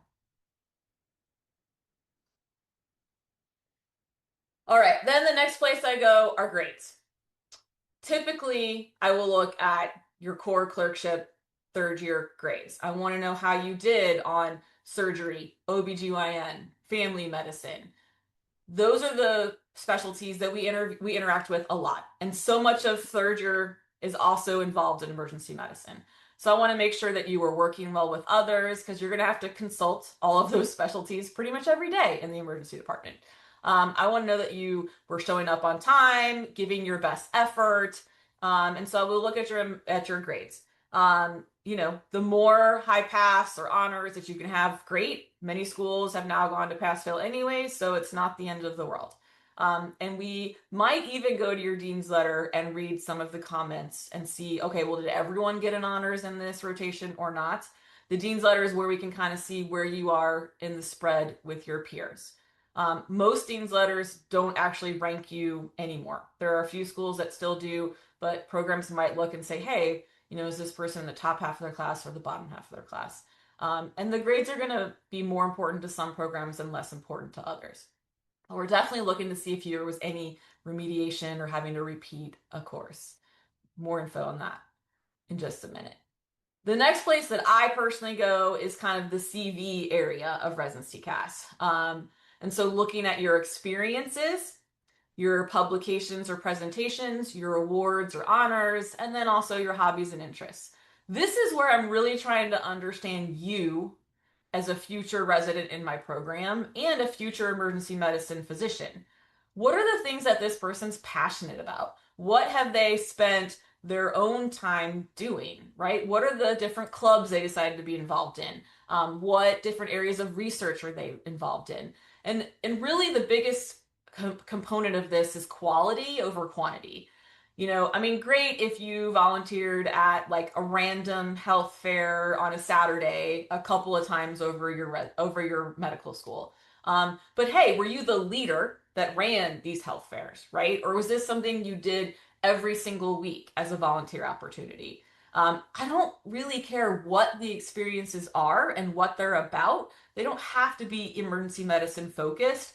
But what I'm looking for is longitudinal involvement, leadership opportunities in any of those areas, and something that I can talk to you about and potentially hear what your interests and passions are. Because in my program, I'm really looking for residents who are going to be future leaders in different areas of emergency medicine or leaders in their communities. And so looking for a track record of folks who were signing up to do more, to go above and beyond what minimum expectations are, right? So in school, that's going to class and getting good grades, right? So hopefully you did that. But to give you the leg up, hopefully you've also done some other really cool things, whether in medical school or just before medical school, that can show the kind of person you are and tell me a little bit more about your journey and your story and understand what your values are, your passions, your interests, and what might continue in your career moving forward. A lot of programs really love hobbies. They use that as like a jump start for your interview day. And so, they're like, oh yeah, I'm a runner too. You were running ultra marathons, right? Classic emergency medicine docs. It's an easy way to have some conversation during your interviews. Then we're looking at your scores. And again, like I said, try to have your scores in there so that there's not a question. There are some programs who might use filters for your STEP or COMLEX scores to filter, to look at applications. We generally fully agree in holistic screening, so it doesn't mean you're not going to get screened, but they might look in kind of batches of applications in different ways. And really, we all know that folks who do well on these tests are more likely to pass boards, which is really important to programs. But I will tell you my stance as PD that, in the grand scheme of remediation and academic improvement that many residents need throughout residency, that knowledge piece is one of the easiest things to fix, the easiest things to work on. So I am happy interviewing someone who did not get a 270. Maybe they got a 210, for example, on step 2. That is not a red flag to me. That's just something to note and recognize, hey, this person might need some additional support from earlier on in residency with board preparation to make sure they pass. Because we definitely know that your scores do not equal how good of an emergency medicine doctor you are. And most PDs believe in that sentiment. Then the last place we look is your personal statement. And I will tell you that even in the initial interview screening, I can't promise every personal statement gets read. So don't save the giant nugget about yourself for the personal statement. Make sure those nuggets are potentially talked about in other places in your application. And so for most applicants, this is going to get bypassed potentially on an initial screening or barely read. It will get read, I promise. We'll talk about what happens after invites. And so it's usually not important. Now, there are some programs who might read it early just to get a better summary, because many of you talk about the amazing things you've done and why you want to go into emergency medicine. Most personal statements look the exact same, to be honest. But the caveat is, if you write a really bad personal statement, it could definitely hurt you. If you have a good application, like, your personal statement probably doesn't matter unless you write a bad one. And then they might not invite you because of your bad personal statement. What does bad mean, right? So if you're trying to be like super bizarre and not following traditional like types of personal statements, and especially if it executes poorly, right? Like, then people are gonna be like, what's going on here? Like, this person, I don't know, what's going on? Now, if you are a poet on the side and you want to write a poem about yourself and it's good, like, sure, some programs might think that's really cool, and you're an interesting, quirky person. But if it doesn't land well, then it could hurt you. Now, there are many applicants who fall into a different category. And maybe there is something on your application that you need to make sure that you can explain. And your personal statement is the place to do it, or potentially in this optional reflective statement as well. And so the applications, myself as a program director, I could not read all of these applications myself. My whole team helped read them. And so folks who had a more standard application, as in they didn't fail anything, they had okay step scores, they had all the minimums and stuff, my team would help read those. And then folks who had any kind of concerns, like failing, remediation, or less traditional applicants, like maybe switching from a specialty or clearly failed to match maybe the year before, those are kind of the others category. And I would read those applications. In many of those applications, I actually read the personal statement first to understand how this person is handling this red flag or blip, and try to understand more about them as a person. Because many of those blips actually make for really great applicants and really great emergency medicine physicians. So use your personal statement to talk about it. Just own up. We're going to find it wherever it is in the application. And so just be honest and upfront about it. And so if you had to retake a class in your first year, like, talk about it. Be like, yep, I went into school, I didn't know how to study, I failed anatomy, I went back to the books, I learned how better to study for medical school, learned new things about myself as a learner, especially as an adult learner. I repeated it and did great. And then all my other classes were fine.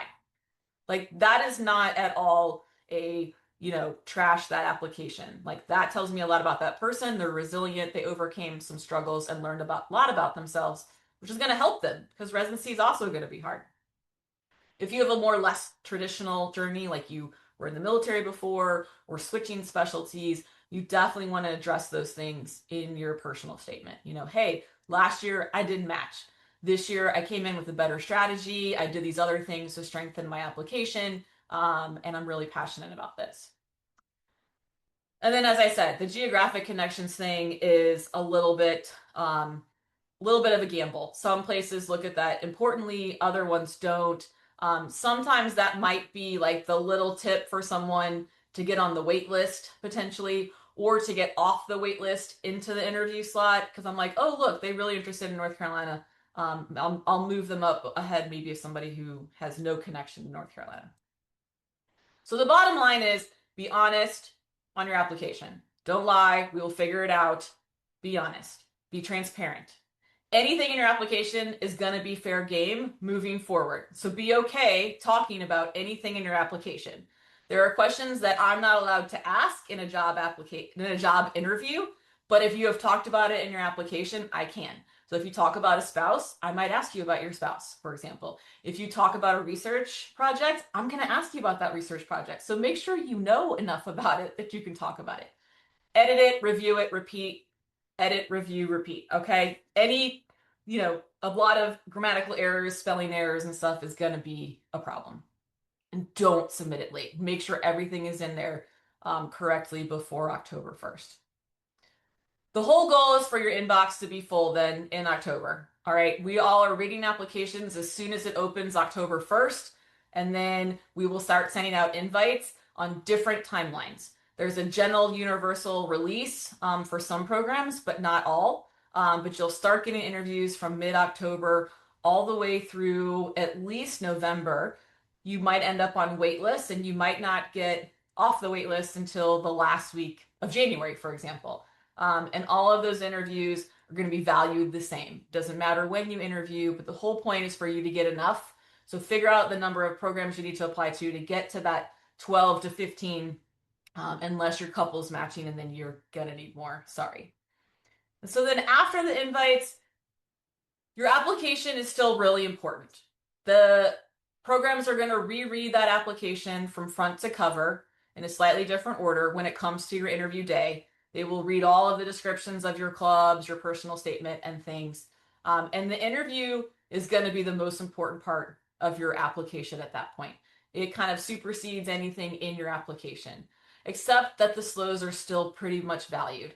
So after the interview day, the things that programs are really looking at is how well did you interview and present yourself, and what did I learn about them, and how well were they in their rotations?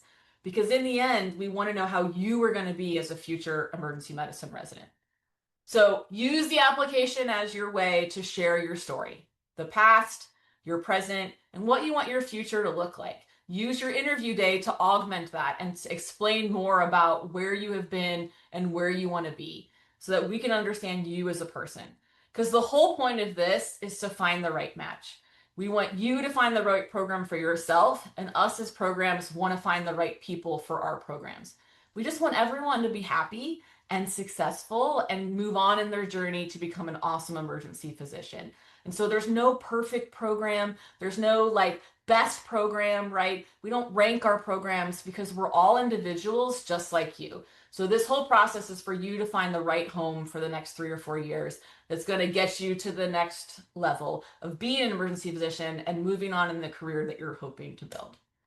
So you got this. Follow the advice you're hearing today that you're going to continue to ask and get from others over the next few months. And I'm happy to address any questions. Awesome. Thank you, Dr. Benz. Yeah, we'll probably take just a couple of minutes really quick for some questions. If anybody has any burning questions for Dr. Benz before we let her go. But I just want to say, I know I speak on everybody's behalf. Thank you so much. A lot of valuable information there. Seriously, guys, if you're not in the thick of it, you might not know how valuable that information was. But this is exactly the kind of thing you want to know when you're getting ready for applications and interviews and things like that. So please feel free to go watch this back and kind of take notes on that. So thank you. Yeah, if there are any questions, we'll just take a couple of minutes.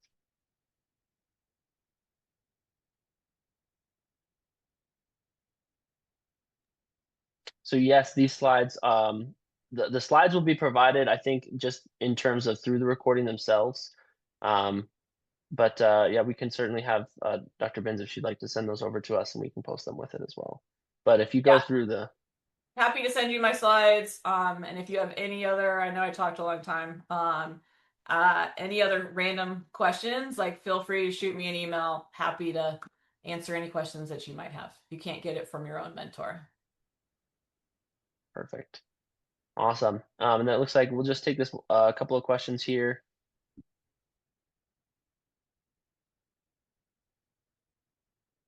Let's see. Should an EM physician from a non-residency program write a letter, a type of slow? So yeah, any emergency physician, I would highly recommend that they write a slow. There's one that's for places that have a program, and there's one for places that don't have a program. Any EM rotation letter should definitely be a slow. Let's see. For IMGs, yeah, so I would definitely look at the data that you can get from the Residency Explorer tool to see what percentage they have interviewed or matched for IMGs. Again, focus your efforts on the programs that have matched applicants that look like your application as well. You're going to have a much higher success rate. I think more programs are definitely becoming, over the years, we've seen a lot more friendliness with due applications, with IMGs. And so, just do your homework and figure out where you're going to be applying to. It definitely is harder, I know, because you can't do your VSLOs necessarily and some of those things. So you just need to be a little more strategic when you're building that application. All right, and then we'll take this last one here from Michael. He said, as a first year, what should we be longitudinally doing throughout medical school? Leadership, their institution doesn't have a lot of research opportunities. So what do you think will make them stand out? Yeah, good question. So again, I don't really care what you're getting your hands dirty with. I just want you to be in there doing things that you care about. So figure out what you're passionate about. If you don't like research, don't do research. You don't have to. There's no like checky box that you have to have done all of these things. So do things that you're passionate about. If you love service and volunteer work, go do that. There's so many different ways you can do that. I think it is great in whatever things you're getting involved in. If you can find leadership roles, it just kind of talks about more about you as a future emergency physician. We are leaders. We are the leaders of our departments. We run resuscitations. And so you need to have strong leadership skills. And so if you can get involved in EMEG and be on the leadership committee, great. That's one great thing that you can talk about and some skills that will help you in your career in emergency medicine. So no specific thing, but figure out what is offered at your school that you're passionate about. Awesome. Thank you so much, Dr. Binns. Again, we really appreciate your time. As always, wonderful to see you. We appreciate it. Awesome. Have a great day. Good luck, everybody. All right, guys. We're gonna take about 20 minutes and have our panel, and then we'll turn the time over to our programs. We've already got Dr. Steele is here from Temecula Valley. We're happy to have him here, and those other programs will kind of be filtering in as well over the next 20 minutes or so. So for this part of the panel, we just thought it might be helpful to mention some things. So between Laura, Jake, and I think we did almost 15 rotations, audition rotations at slow writing programs. And so I might be biased, but I think probably we're some of the most qualified people in the country to be talking about this right now. But just to talk about how to stand out on your rotations, how to do well, there are a lot of things that I wish I would have known and done on my very first rotation that I did not do. But that by the final one, I was doing a lot more. And so hopefully we'll be able to kind of give you guys some of those tips. I thought it might be helpful to just maybe start out and give maybe just a couple, like one or two or three, I guess, of your top kind of tips for performing well on rotations. And then we can kind of do some questions as long as we have time. So for me, the three things that I thought was number one, the best advice that I kind of got was, and it actually transferred to each rotation I was on, was when you get into the shift, go and find a printer somewhere and pull out a piece of paper, a white piece of paper, fold it in half, and then get ready to write down all of the information that you need about the patients that you're taking on from the previous physicians or from the previous residents. I did that on my first rotation and figured it was something they just did in Baton Rouge. And then literally every single rotation afterwards, everybody does the same thing. They get a piece of paper, they write down the new patients that they have that they're taking on. So when you're doing the handoff, you'll have the information so that you can say, hey, I heard that room 6 is doing that urinalysis. I'll go check on that and see if they've been able to take the urine yet, or I'll go check and see if this lab value's back. Which leads me to kind of the second thing, which is own your patients and follow up with them. The biggest thing that I was able to do was follow up on lab results, on imaging results. The residents have multiple patients that they're seeing, especially, and then a trauma comes in, and so they're running to the trauma bay. If you're able to see, hey, this imaging came back, the chest x-ray is clear, or hey, this imaging came back and it looks like there's no fracture in the C-spine, so I can clear C-spine and then take off their collar. Those are small things that you can do that were really, really helpful for the residents. So own your patients, pick a patient and own them, follow up with all the imaging and the lab results. Do the wellness checks. If they can eat, make sure they can eat first. But if they can eat, like get them a snack, get them some water, make sure they're not, non-PO, and take care of them. And then the third and final thing for me was, I know that at all the residencies they say, listen, like it's okay, you're a student, but like, if you want to go home, you can go home. Do not. Just say no. Just stay.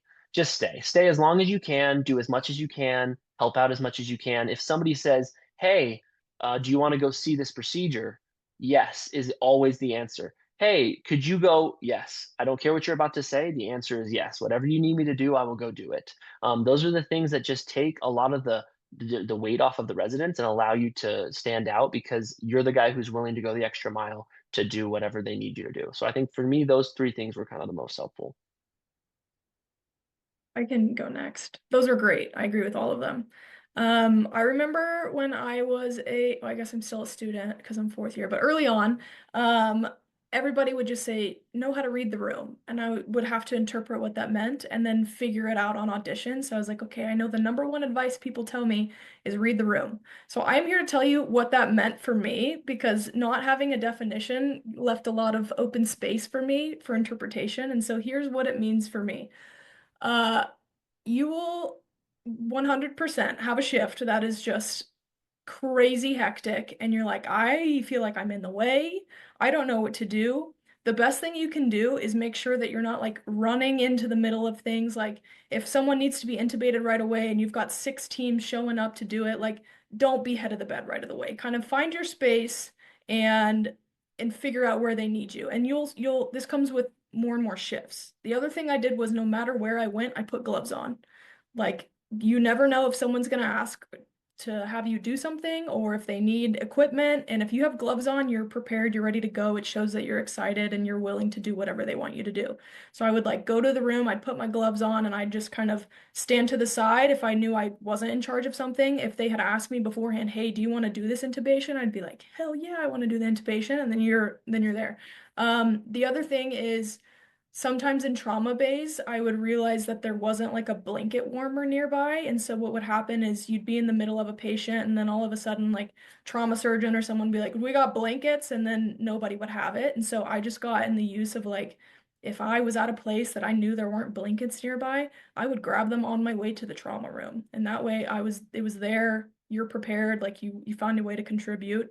The other thing is the same thing with ultrasound machines. Like, you're gonna have one in the room, one if not maybe more. So if you can be the one to wheel it over or just like have it prepared, sometimes that means even like throwing the jelly on the patient. Like, you will learn ways to be useful. And so when they say read the room, it's kind of like situationally, yes, you need to make sure that you're not getting in other people's ways. It's also like, don't jump over and take over the nurses' jobs because they don't like that either. So it's a balance of quite literally know your space in the room, but also know how to be useful. And that comes with time. You'll learn where equipment is. You'll learn how people are bringing stuff into rooms and how can you help do that for them. So maybe it's one less thing for them to do. So that is my definition of read the room. And I think that helped me on every audition. It doesn't matter how much you know. It's just a matter of like, okay, I see this person running in here every single time carrying this equipment. Maybe I can help them out and bring it in, or like little things. So to me, read the room is the little things that you can do to contribute. And I think that's probably my biggest advice. So I'll toss it over to Jake. Yeah, Laura, those are great too. One thing that I was going to say that kind of goes along with that is, just make sure that you're being proactive. Make sure you're staying proactive. Just because you don't have any patients right now doesn't mean that you can't find a way to be helpful. So like to Laura's point, if you're grabbing the ultrasound machine, make sure that when y'all are done with it, you get it cleaned off and that it's plugged in, right? You can't do anything with a dead ultrasound machine. One time, I think I made a pretty good impression just by noticing that the machine was sitting there and there wasn't any gel for it. So I just went and grabbed gel out of the stock room and, put it there. I said, a machine should have gel. When you're taking care of your patients and when you're presenting your patients to the team, have a plan. Your plan can be wrong, but you need to have a plan. If you're taking ownership of your patients, you have to, like really think about what do you think is going on? Make sure that you're, leading with the, hey, I'm trying to make sure they're not dying right now, diagnoses, right? When you're earlier in your career, you should be catastrophizing a little more, but then also show that you have the medical decision making and like the ability to kind of reason through why that's maybe not happening right now. And then another one is, just be a good person to be around. People talk a lot about like the 3 a.m. rule, who do I want to be at work with at 3 a.m. when I'm tired and cranky and, just thinking about how much I want to go to bed. You want to have a good attitude, you want to be helpful, you want to be affable, you want to be polite, but not like, I don't know, you still want to be personable. So those are probably my bigger things. Yeah, I love both of those. I do think that's the small things I feel like really added up on rotations. Very, very rare was the opportunity I had to do something big where it was like, oh, wow, that was really good that you did that, or that you noticed that in the patient, or like Laura said, like I had the chance several times in various programs to do intubations, and it was like, oh, that was a really good intubation. That's great. But I think I intubated 7 patients on all of my rotations. And so like you're going to need more than that to make an impression. And so the small things were what really added up.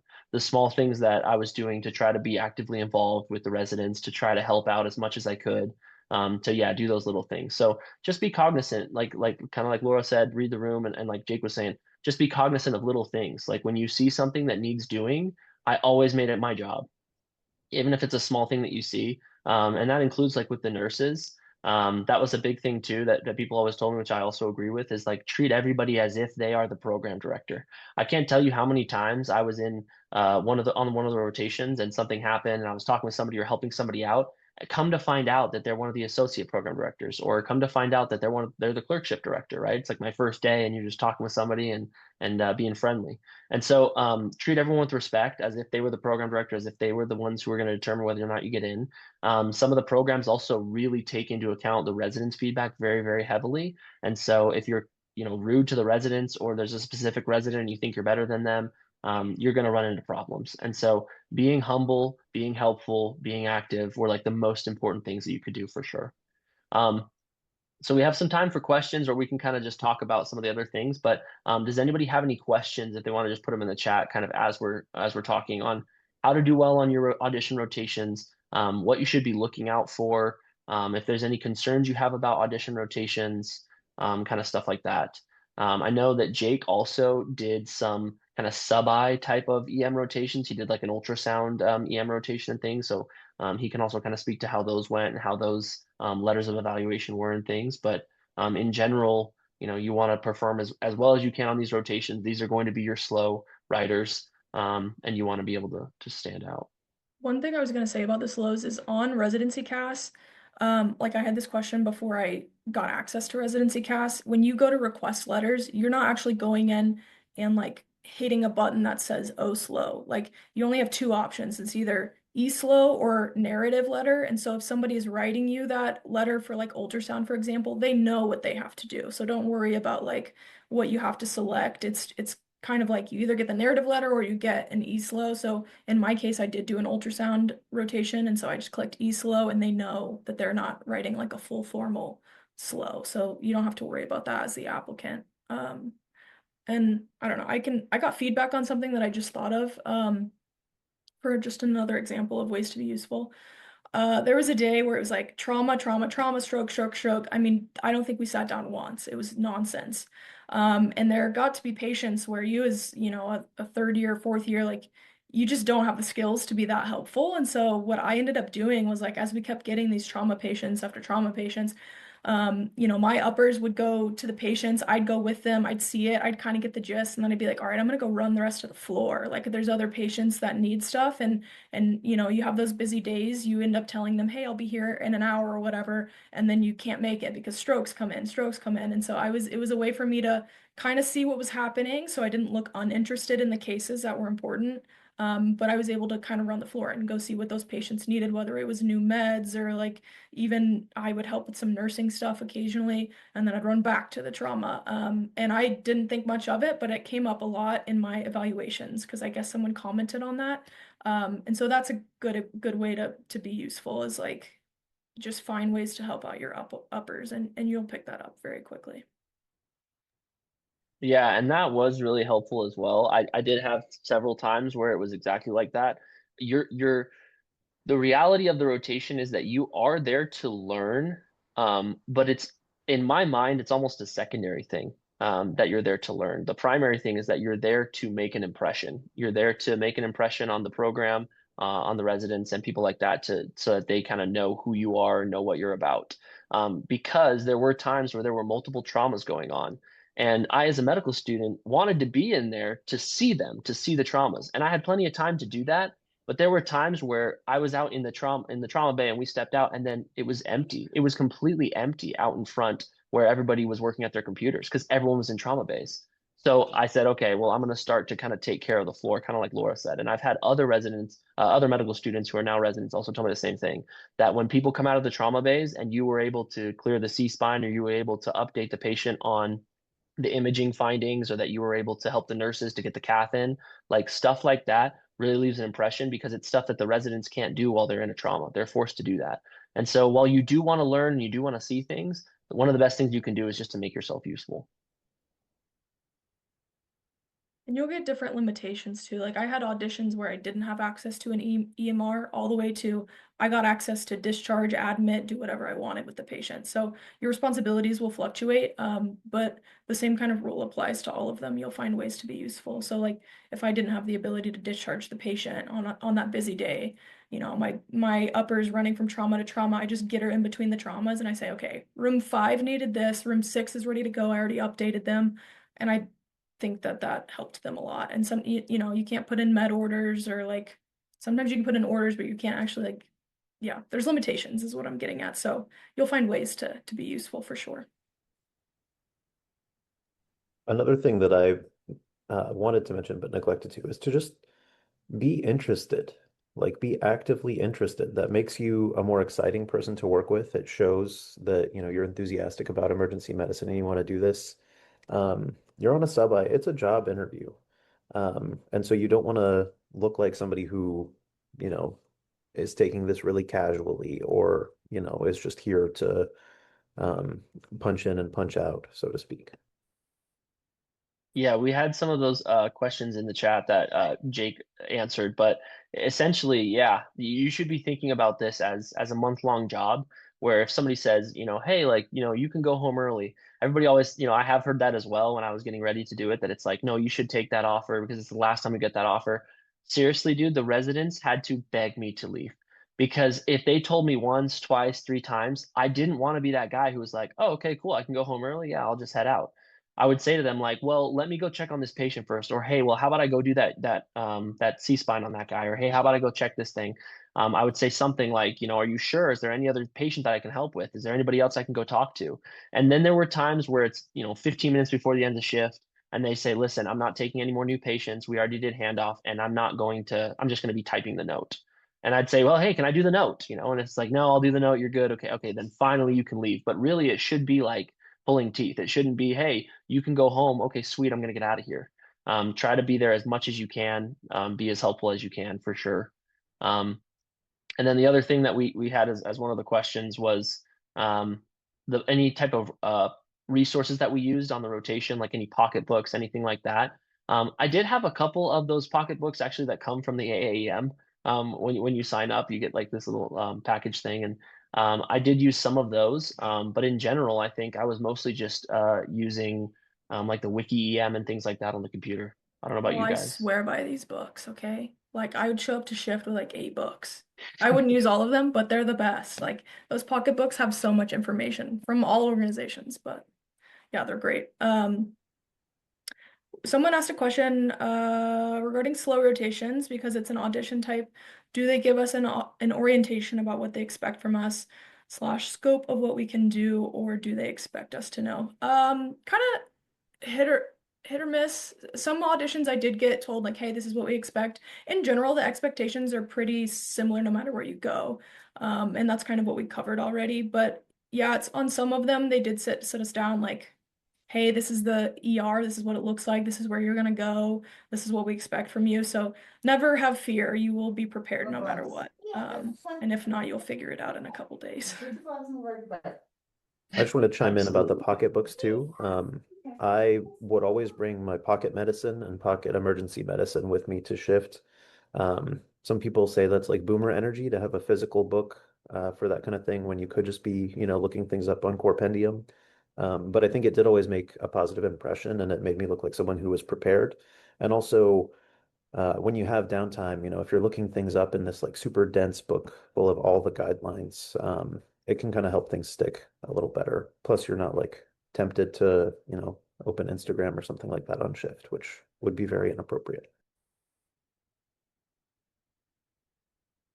Awesome. All right, guys. Well, we're super grateful. We have all these program directors filtering in. We want to give them their time. So we're going to go ahead and turn the time over to some program introductions. So we do have multiple programs in here. We'll kind of run down the list again briefly, and then give them each their opportunity to kind of talk to us. So Dr. Robert Steele, we have him. He's the program director for emergency medicine over at Southwestern Healthcare Medical Education Consortium in Temecula Valley. I'm grateful to have him here with us. Dr. David Duong is the program director of Almeida Health System in Highland. We have Dr. Sarah DeMeo here. She's the program director at Dignity Health in East Valley in Arizona. Dr. Ryan Padigo is also here. He's the program director for emergency medicine at Harbor UCLA Medical Center. Dr. Gan Sungar is the program director for EM at Denver Health. I'm grateful to have them here. We also have Dr. Julia Hutchison. She is the program director for Kaiser Permanente Northern California Central Valley. And then I think we're going to have just a couple more people kind of filtering in here. I'm also expecting to hopefully see our current medical program director and also Valley Health, Dr. Patrick Oliveri. So just wanted to remind you guys as I turn the time over, we'll start with Dr. Steele, I believe.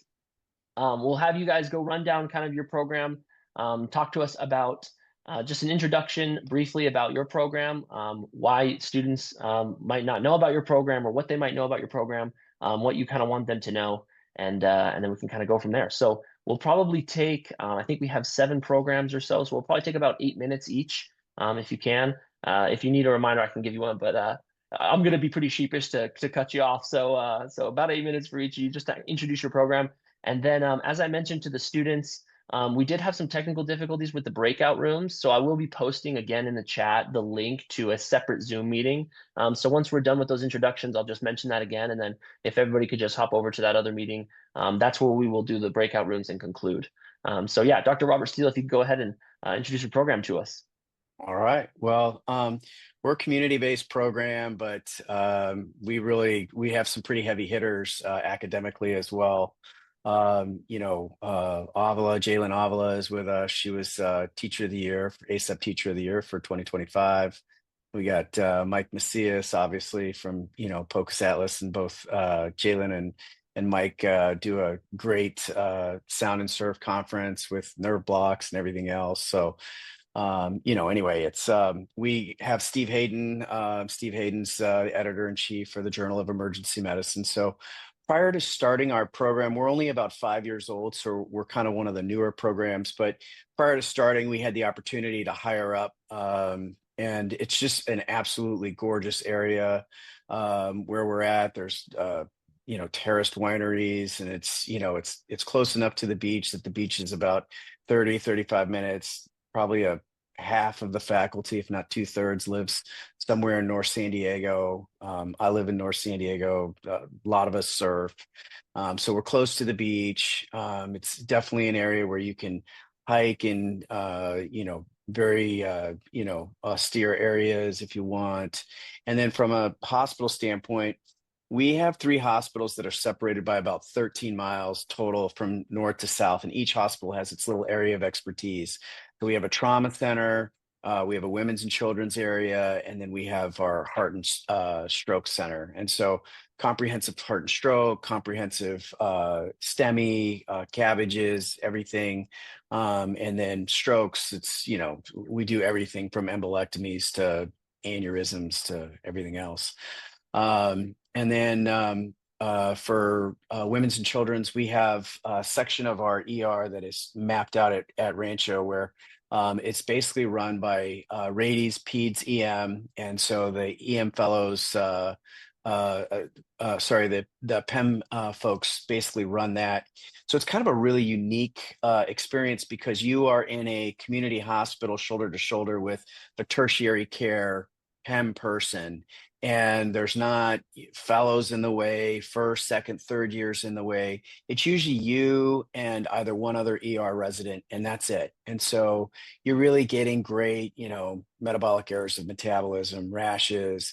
I know last night was this, great case of Stevens Johnson's that had come back and went to TEN. And so you really get like kind of these great cases. Each hospital is incredibly busy. It's so busy that it can't be a resident run area. We have 12 residents per year, but there's just so many patients that the faculty wind up seeing patients in addition to the residents because it's very busy. But we do have someone who's assigned to teach. And so we have a teaching attending. And so there's always plenty of lectures. We encourage, we have a lot of folks who work with Corpendium. So we encourage our medical students to use Corpendium, and we have a way to get them Corpendium when they show up with us. So we actually encourage you to say, I'm going to use my peripheral brain. I may not know the answer to a question, but I'm going to look it up. And as part of being that enthusiastic learner, Josh, that you kind of were talking about before, our kind of, ethos is to turn to medical students and say, start saying, I will look it up. I don't know. It's okay not to know, but I'm going to go look it up. And then that makes you really, learn, because that's really what we're here for. We want to fill your cup. We want to teach you. And whatever you do know, I promise you, the next question is going to follow. So maybe, we talked about Stevens Johnson's. Maybe we'll talk about Stevens Johnson's. We're going to TEN. We're going to something else. And so no matter what it is that you're going to go up and up and up.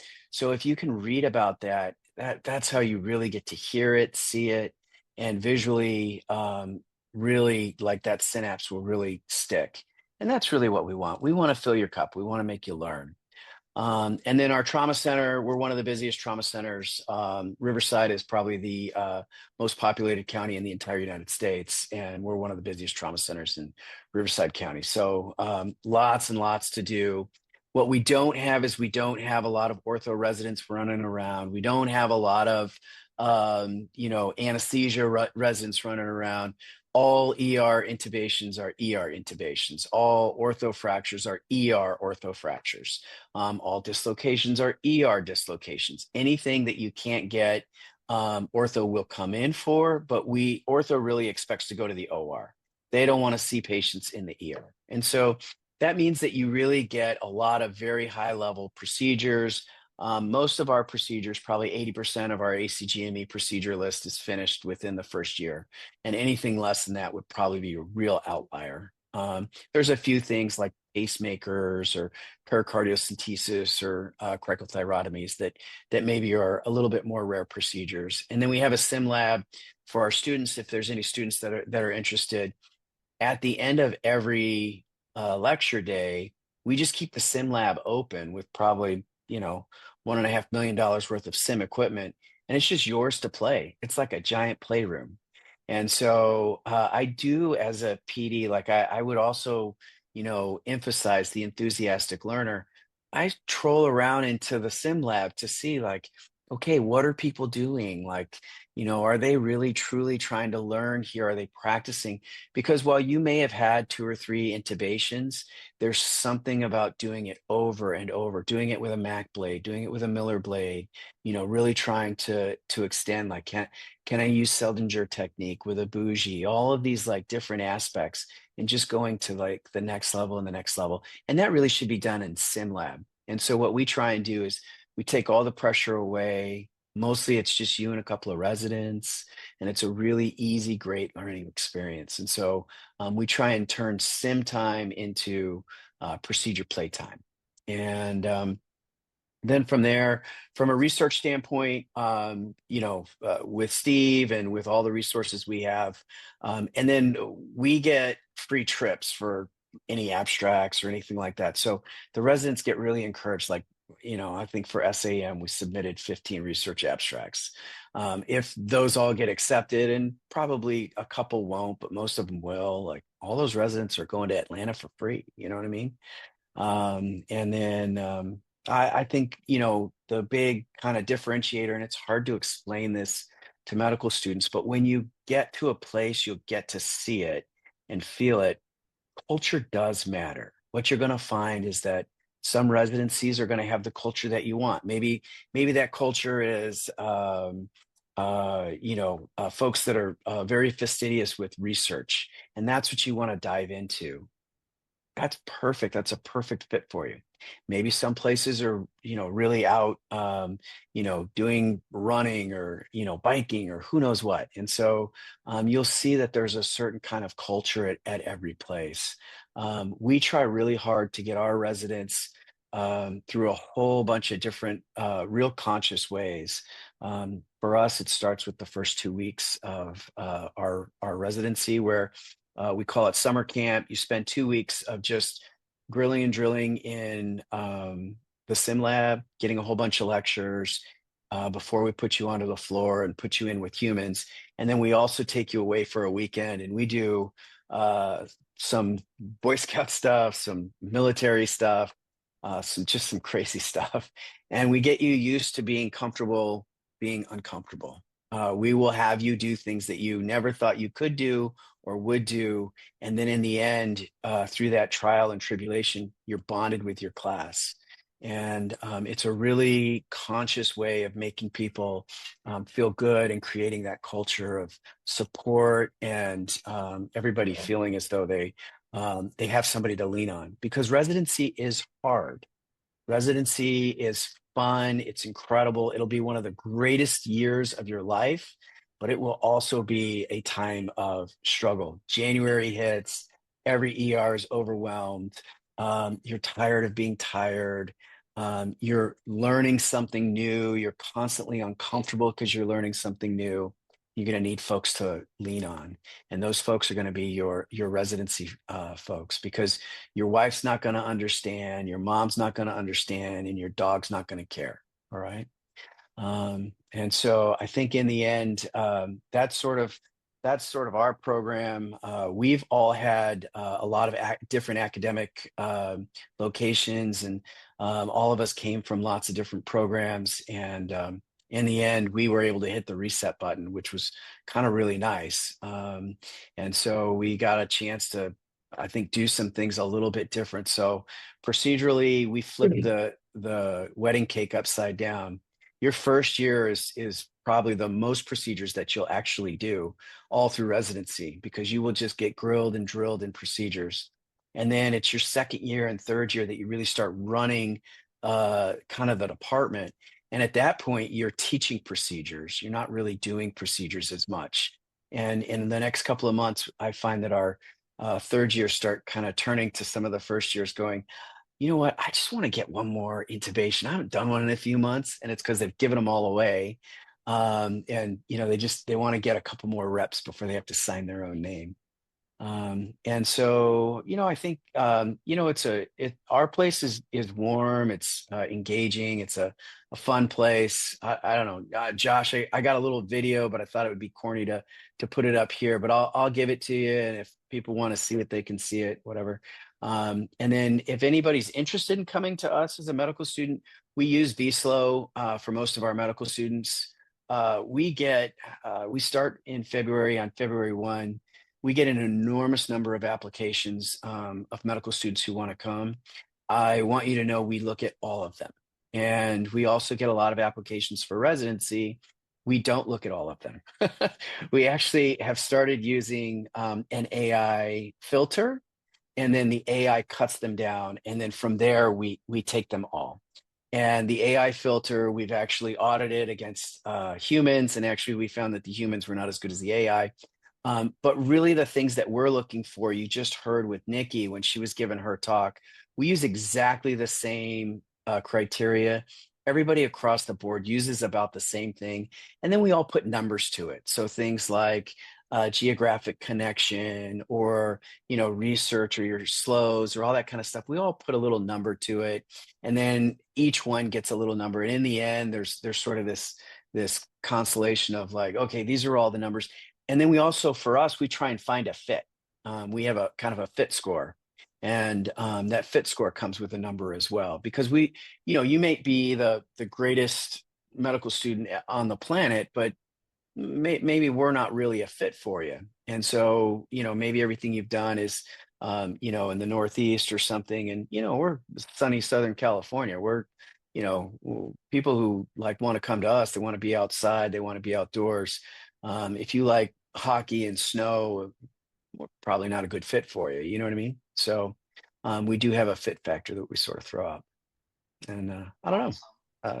Thank you so much, Dr. Steele. Really appreciate that. And yeah, we'll have those breakout rooms where you can ask Dr. Steele any questions that you have about his program. If you guys have any other things that you want to know about it, really appreciate them taking the time. Thank you so much. Really appreciate that. We'll go ahead with Dr. David Duong. He is the program director of emergency medicine at Alameda Health System in Highland. Hey everyone, got a little some visuals for you, so I'm going to share this. Thanks for joining us. Hey, I am at Highland Hospital. I think I didn't share the right one. Give me a second here. There, this should work. There we go. So, hey, I just want to give you a little taste of Highland, our residency program here in Oakland, California, and we are about our people. We're about our residents and our faculty. This is the last 4 years plus the class that just graduated Highland Emergency Medicine. And I just love this photo because it shows all the different types of people, all the different types of walks of life that people are coming into, and we celebrate these people as individuals. And I'm going to show you a bunch of these. These are class photos that for the last 5 years to just kind of illustrate a little bit more about what we're about here at Highland. And it is definitely about the clinical excellence. It's definitely about all the work that we do for our communities, but it's also about being together as a community and having some fun. So we are in Oakland, California. We're a 4-year training programs and one of the most well-regarded and established programs in emergency medicine. And what that means is we have a huge alumni network to tap into. And this is everything from chiefs and chairs of departments, program directors, fellowship directors, even all the way international and WHO directors. And so in terms of job placement and in terms of connections and mentorship, this means a lot. One thing to know is that if you come to Highland, you're going to be practicing in every single type of practice setting. And that's a big reason why a lot of our residents, our grads, they can practice anywhere they want to. So you're at county, you're at university based and academic center. You're going to be at 2 different kinds of community sites. One that is Kaiser, which is a HMO model. If you want to practice anywhere in the West Coast, something important to know, an independent physician group at Eden Medical Center. You'll be at Children's Hospital for more than 1 block every single year. And if you add in also rural medicine, we have medical directors and sites in almost all of our residents. They do 1 or 2 rotations at a critical access or rural hospital. So that means you're combining all of this, you're going to get a good taste of what it is like to practice in any type of setting. All right, so the next thing I want to chat about is a little bit more about just diving into what it's like clinically, because just like under these places, you're going to get great clinical training. There's just a couple things that I want to kind of point out about Highland here. You are given a high level responsibility early on. As a second year, you're going to start we're going to get you acquainted with running a side of the emergency department. We don't expect that initially, but over the next 3 years, you're going to really hone that skill. And the earlier you start it, our feeling is the better. You're unopposed in terms of that's GME speak for, we don't have other residencies. We have a lot of attendings. So you're going to be working and consulting with attendings for different things, but you are otherwise, there's no anesthesia residency. So the tubes are all yours. There's no neurology residency. So that means after you do your neurology residency at UCSF, then you're coming back for the 2nd, 3rd, and 4th year. All those decisions are yours. There's not a neurology resident that's going to take away the decision-making. It's your decision-making on what to do with code strokes, for instance. And you're not going to call a urologist overnight, because if you call a urologist because you can't get a Foley in, you're going to be calling an attending. And so you get really good at understanding what to do in those situations. Another thing, just like with Dr. Steele, we have a very strong ortho program, and this is pretty important. It's a big part of our emergency medicine training. In fact, you are one of the ortho residents. And so we have an ortho residency, but we're a secondary site. Our residents, their residents come and visit us, and we are part of that rotation. Our residents are ortho residents for all intents and purposes, taking call with them. In fact, our residents are so trusted by our ortho colleagues that they moonlight. When they don't have enough of their own residents, they hire our own residents to be their ortho residents to take call and do all the reductions, deciding when the patient needs to go to the OR overnight and working one-on-one with the ortho attending. Another big thing, critical care. So all Highlanders, regardless of what you go into, can apply to a critical care critical care fellowship. We have that much critical care. There's like requirements to do a critical care fellowship is 5 blocks. We have that already embedded into our training. And our pediatric training is also phenomenal. We go to Children's Hospital. And in addition to just being such a well-established program, they really treat our residents as one of their own. In fact, we're given resuscitation shifts, unlike other places where other residencies that visit, where it is our residents calling the shots for critical care, doing the procedures, working one-on-one with the pediatric trauma attending, for instance, and the pediatric anesthesiologist. So really amazing pediatric training that we have here at Highland. Other things, so that's just a clinical training. I want to show you a little bit more about what we are all about, because here at Oakland, here at Highland, there's a vibrant community with people from so many different cultures, so many different walks of life. And so this leads us to our culture and our mission in terms of health equity as a big focus of ours. First of all, this is just a smattering of where we are in terms of who we serve, just really broad strokes. But one of our goals is we want to be able to represent our community. We want to be able to understand them and have a real, have teeth in the game with them. And again, this leads us to making sure that our residents, our faculty, we represent our community. And I think this has led to so many different things, including all the initiatives that we do, the social emergency medicine initiatives, the quality initiatives, in order to better serve our patients, which is a huge, huge thing. I think that one of the things that people say is, hey, if you want to piss off a Highlander, you talk badly about our patients. And so for those people rotating and want to rotate at Highland, you talk about our patients with dignity, you talk about them with respect, because you'll piss off a Highlander if you knock down one of our patients. All right, and just so you know, no Highlander was harmed in this in this photo. But I want to talk about some of the other strengths that we have in addition to our clinical training, because this was a class that was really fellowship heavy. I think 7 out of these went into fellowships because of some of the subspecialties that we have here at Highland.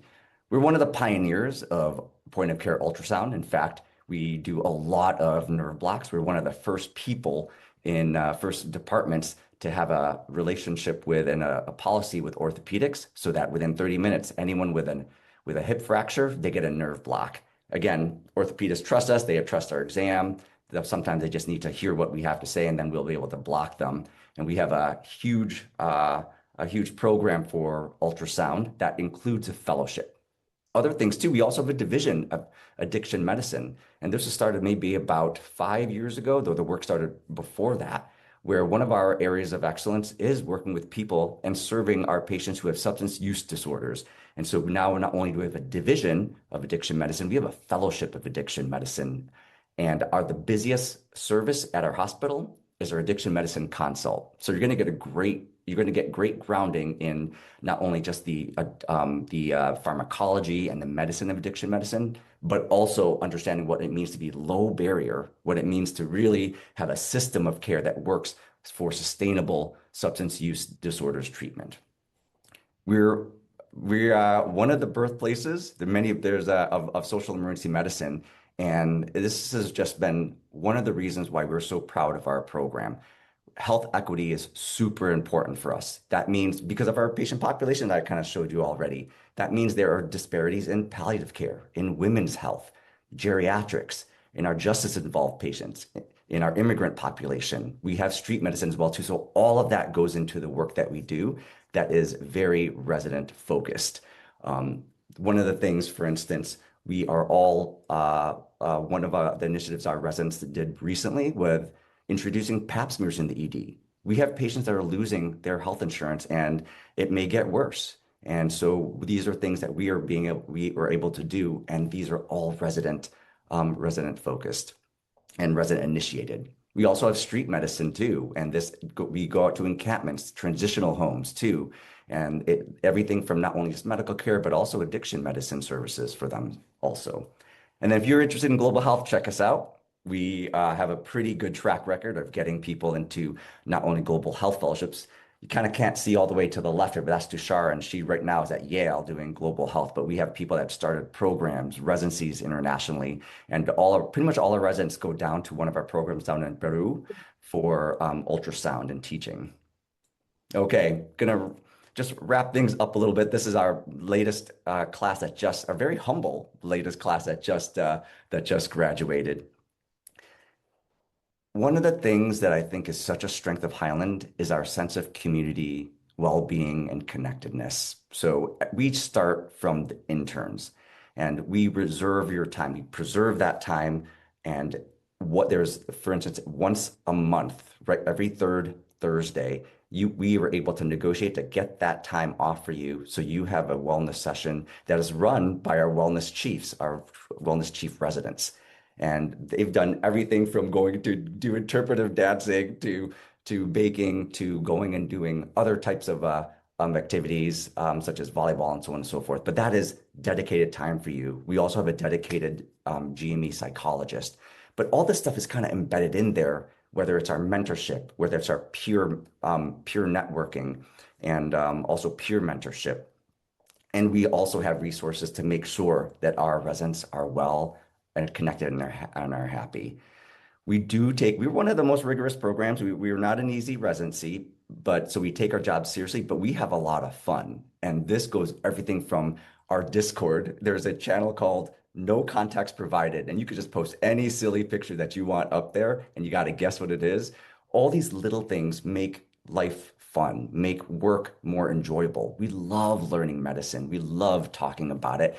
And yes, we do take our work to heart, but at the same time, that doesn't mean we can't have fun. And another thing, it's embedded in our culture. So we have something called GI rounds. So in the middle of your shift, we will call GI rounds for breakfast, lunch, dinner, and we all take a break. So all the providers, this means residents, faculty, APPs, students, we all leave the emergency department, and the nurses just know this, that, okay, these guys, they have 15, 20 minutes. We're going to teach. We're going to talk about a case.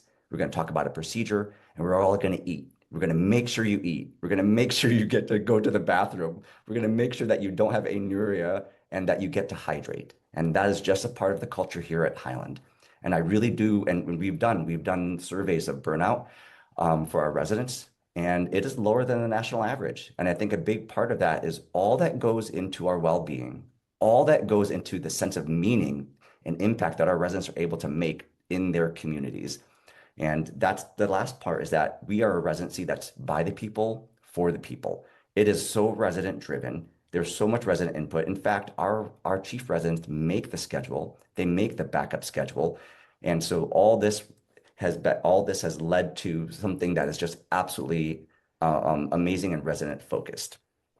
In addition to the design, I just want to add too, hey, they've everything from our curriculum, everything from the involved in the match. Our residents are also involved in ED operations and at our meetings, and as well as faculty hiring. So all of this goes to go towards the impact that our residents are able to make in their own training.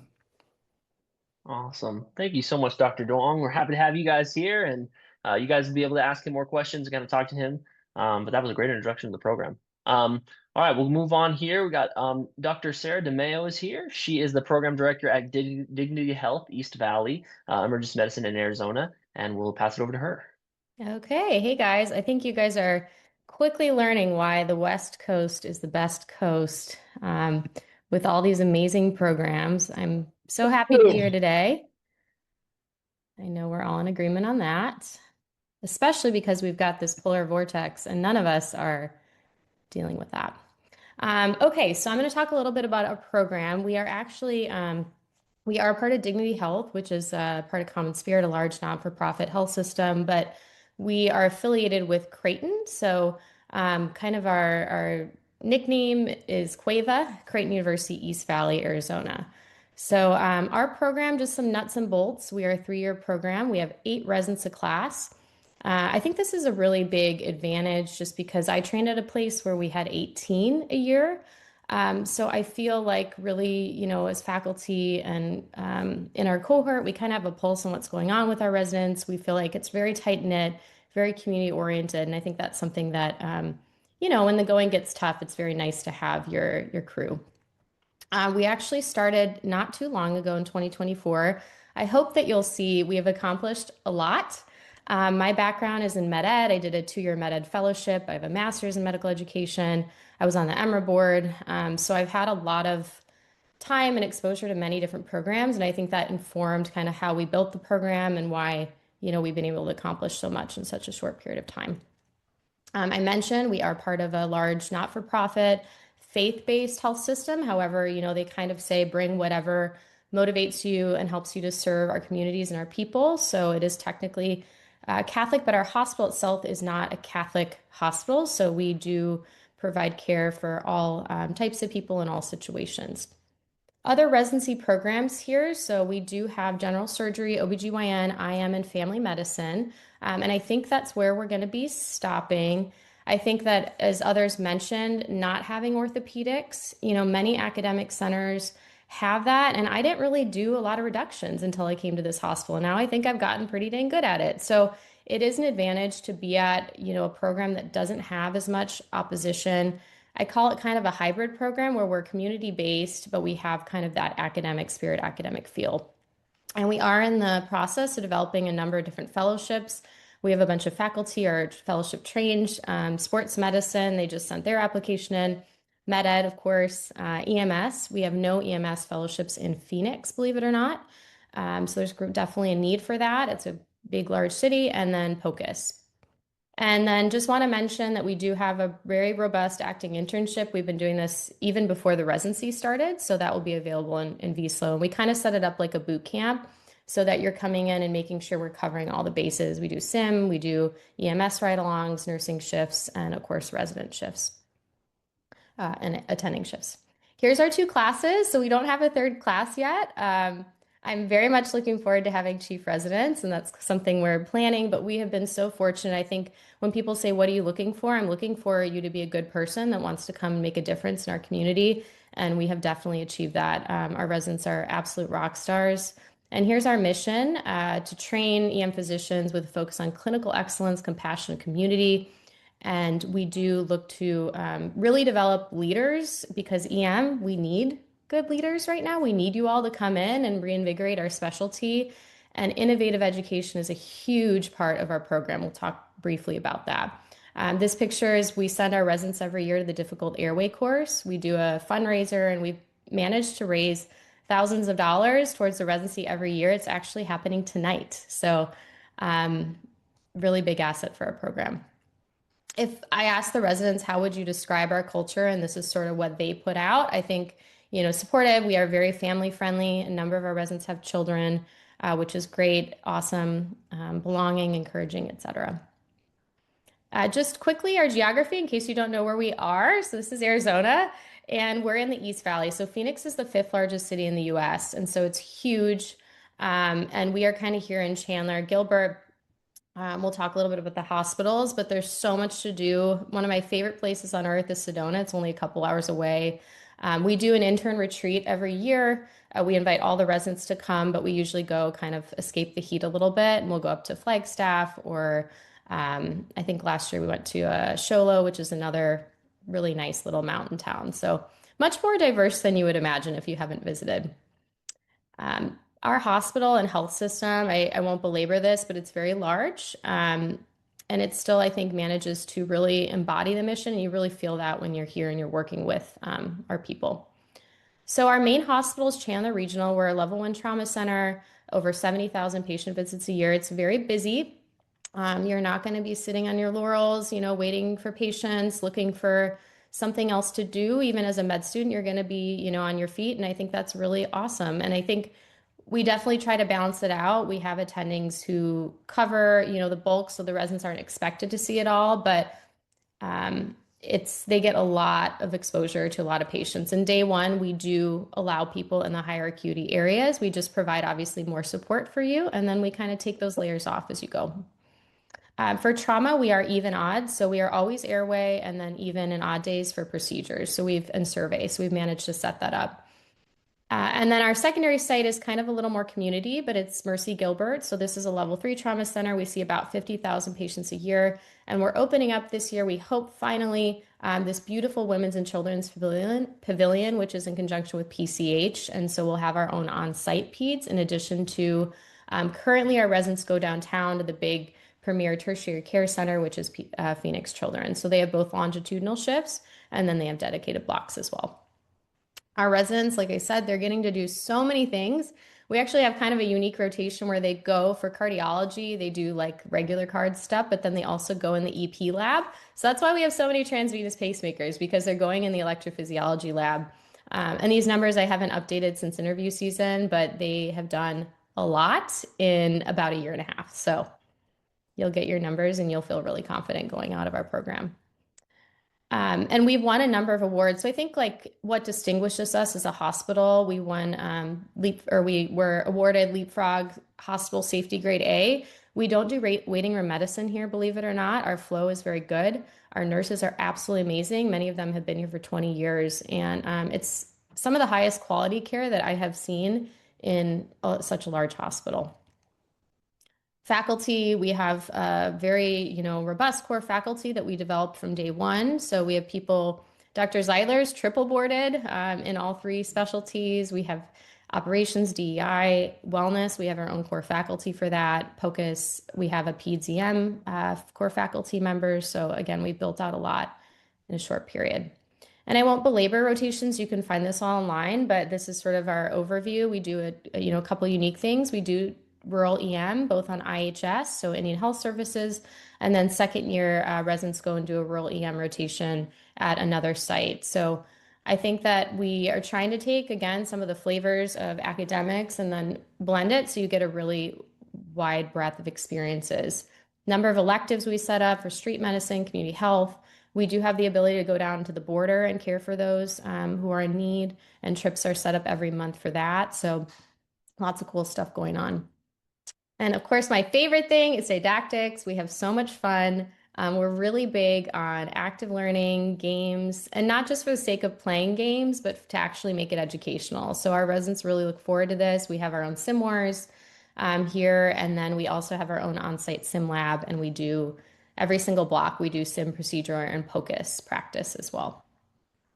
Lots of perks. We are not under-resourced. We give stipends to residents. They get food. We have memberships to all the things, including AAEM, which I don't have on this slide. And then they have travel funds, etc. So lots of perks, although Arizona is fairly affordable. And please check out our Instagram if you guys have any, if you want to follow along and see what we're about, you can find more info there. But thanks for the opportunity, guys. Looking forward to talking with you soon. Awesome. Thank you, Dr. Mayo. We really appreciate that. Yeah, we'll have a breakout room there where you guys can go ask her more questions about beautiful Arizona. Also, as a reminder to you guys as well, I know this is kind of an interesting setup. Feel free to turn off your cameras while other people are presenting. We know you guys are busy and things is kind of a strange setup. So don't feel obligated to sit through everybody else's presentations as well. Next, we have Dr. Ryan Padigo. He is the Program Director for Emergency Medicine at Harbor UCLA Medical Center in California.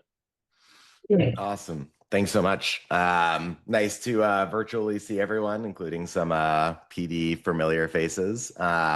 So yeah, I'm Ryan Pedigo, the Program Director at Harbor UCLA Medical Center. We're a county hospital in the South Bay of Los Angeles. And let me go ahead and share some slides. I'm excited to I'm going to have to just move this over. I have all right, here we go. Cool. So, our setup is actually quite unique because it is a county hospital. You get to serve probably like the most grateful, wonderful patient population. and you just get to do really great work every day. And you also get to do it in a healthcare system that actually works and is aligned in that mission. And there's a lot of things when you think of county, you think of under-resourced, you think of difficulties with access to care. And one of the really, really, really cool things with our setup is that we are incredibly well resourced and have incredible access to care for our patients, which just makes this just a really nice place to work. So our campus doesn't currently look exactly like this. There's a lot of construction going on. And so when you look at the construction, our hospital was a little bit on the older side. So the county approved $1.7 billion to rebuild everything brand new. So we now have a 1,500 space parking structure with EV charging, free parking, and that is really nice because we did not have that before. And we are building brand new offices, resident lounges, staff gym, sim center, conference centers, inpatient tower. We're the hospital for the 2028 Olympics. And so we are wrapping all of this construction up before then, and we will have spent $1.7 billion in ensuring that we have kind of cutting edge facilities for our patients. So right now there's a lot of construction going on. This black building here is the Lundquist Institute. This is our on-campus research center where new drugs, new devices, hundreds of millions of dollars of grant funding come through every year. Our department gets about $4 to $5 million in new grant funding every year. And this is all housed through that on-campus research network. So even if you're interested in research and clinical trials and drug manufacturing, actually on campus, we do all of those things. This is the new outpatient tower, which is where our new sim lab and new conference centers will all be housed. The L-shaped building in the middle there is the inpatient tower that is the least built building, but will be completely brand new and ready for move-in in 2027. So the current class we just matched, we also do airway management for the hospital. So actually they'll be the first class to go into the new hospital to do airway management. This little curved entrance that you can kind of see that's glass is the entrance to the emergency department and operating rooms. On the left, this older looking building's our current inpatient tower, and we have no clue what's going to happen to that when all of this construction is done. But we're really, really excited for the completion of this because it really helps make sure that our patients get the best care. You can see that there's a lot of these kind of temporary trailer looking things in the foreground of this image. That's currently where all the outpatient clinics are. They're just sprawled along things that were built in the 1950s and are challenging to find. So we're very excited. Who are we? We're a 4-year program, and again, kind of a unique county and academic environment hybrid. We're a county hospital, but we do the most TEE cases in the entire country, apparently. There's a TEE registry, and even though our TEE program's only been live for 2 years, we actually do the most cases, which was actually surprising to me. I learned that this interview season, actually, during an interview, because one of my APDs told me. Cutting edge care, including ED ECMO, and established in 1978, we have 600 alumni. So it doesn't matter where you practice, there is going to be a Harbor alum who can help you get connected. We're a really busy ED, level 1 trauma center, level 1, whatever, we're everything center. We historically weren't a stroke center because we didn't have enough thrombectomy faculty to do neuro IR, but actually we just got our certification like 4 or 5 months ago. So that's something that we weren't historically, now are. One of the really cool things, though, is really like the hospital system is just here to do the right thing for the patient. And so the access to care is just like so amazing and just really helps you just feel good every day about the work you do. So like, I'll give you a few examples. If you show up to our emergency department and you are undocumented and don't have insurance and you're found to have a mass, we have an expedited workup clinic where it doesn't matter what your payer source is. Within 2 weeks, they will biopsy you, stage you, PET scan you, get you into surgical oncology, medical oncology, and have a tissue diagnosis and get all of your care established. They will also try to enroll you in things like Medi-Cal if you're eligible. But even if you don't eventually get it, you can actually still get all of your care through us. If you come and want pregnancy termination, same day or next day, you can talk to an OB-GYN doctor and talk about your reproductive options and get whatever makes sense for you. And again, that's regardless of ability to pay. If you have no insurance, private insurance, we'll just see you. And if the insurer doesn't pay for it, that's okay, because we want to make sure that patients actually get this access to care. And so it's just really nice that if you, regardless of what your resourcing is, if you need optho surgery, if you need like your gallbladder removed electively, like we can do an elective gallbladder removal for someone without insurance in like 2 to 4 weeks, if they just have symptomatic cholelithiasis and they're like, I want my gallbladder out. So it's great because we do all this high acuity care. We provide like outstanding emergency care for people, but then they actually get plugged into a system that works for them. And that just feels really great because when you follow up on these patients, they all got the right care after you stabilize them. Also, some more unique things is that all of the LA County EMS agency faculty do their clinical work at Harbor. And so when you look at the LA County EMS agency, one of the largest EMS systems in the country, our faculty run that. And so we do randomized trials that involve all of LA County. We now, our department actually just rolled out pre-hospital whole blood transfusion for LA County. So like we're studying pre-hospital whole blood. And now if paramedics call us, we can actually tell them to transfuse whole blood pre-hospital. There's a huge amount of efforts going to like optimize our care systems from like start to finish. And because we work so closely with our disaster medicine and EMS faculty, you get access to some really cool stuff. We staff the Super Bowl.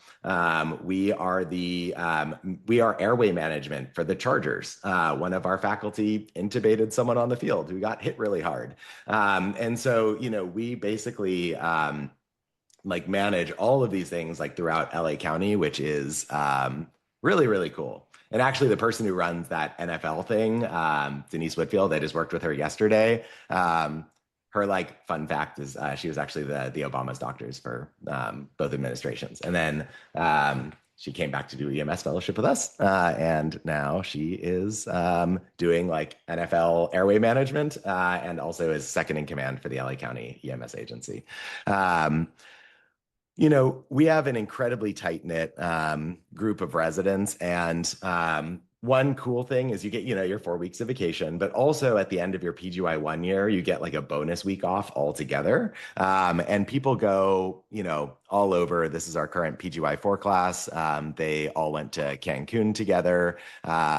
We have this group went to Costa Rica. I don't have presentation appropriate photos from the current PGY2s, but they went to Puerto Vallarta.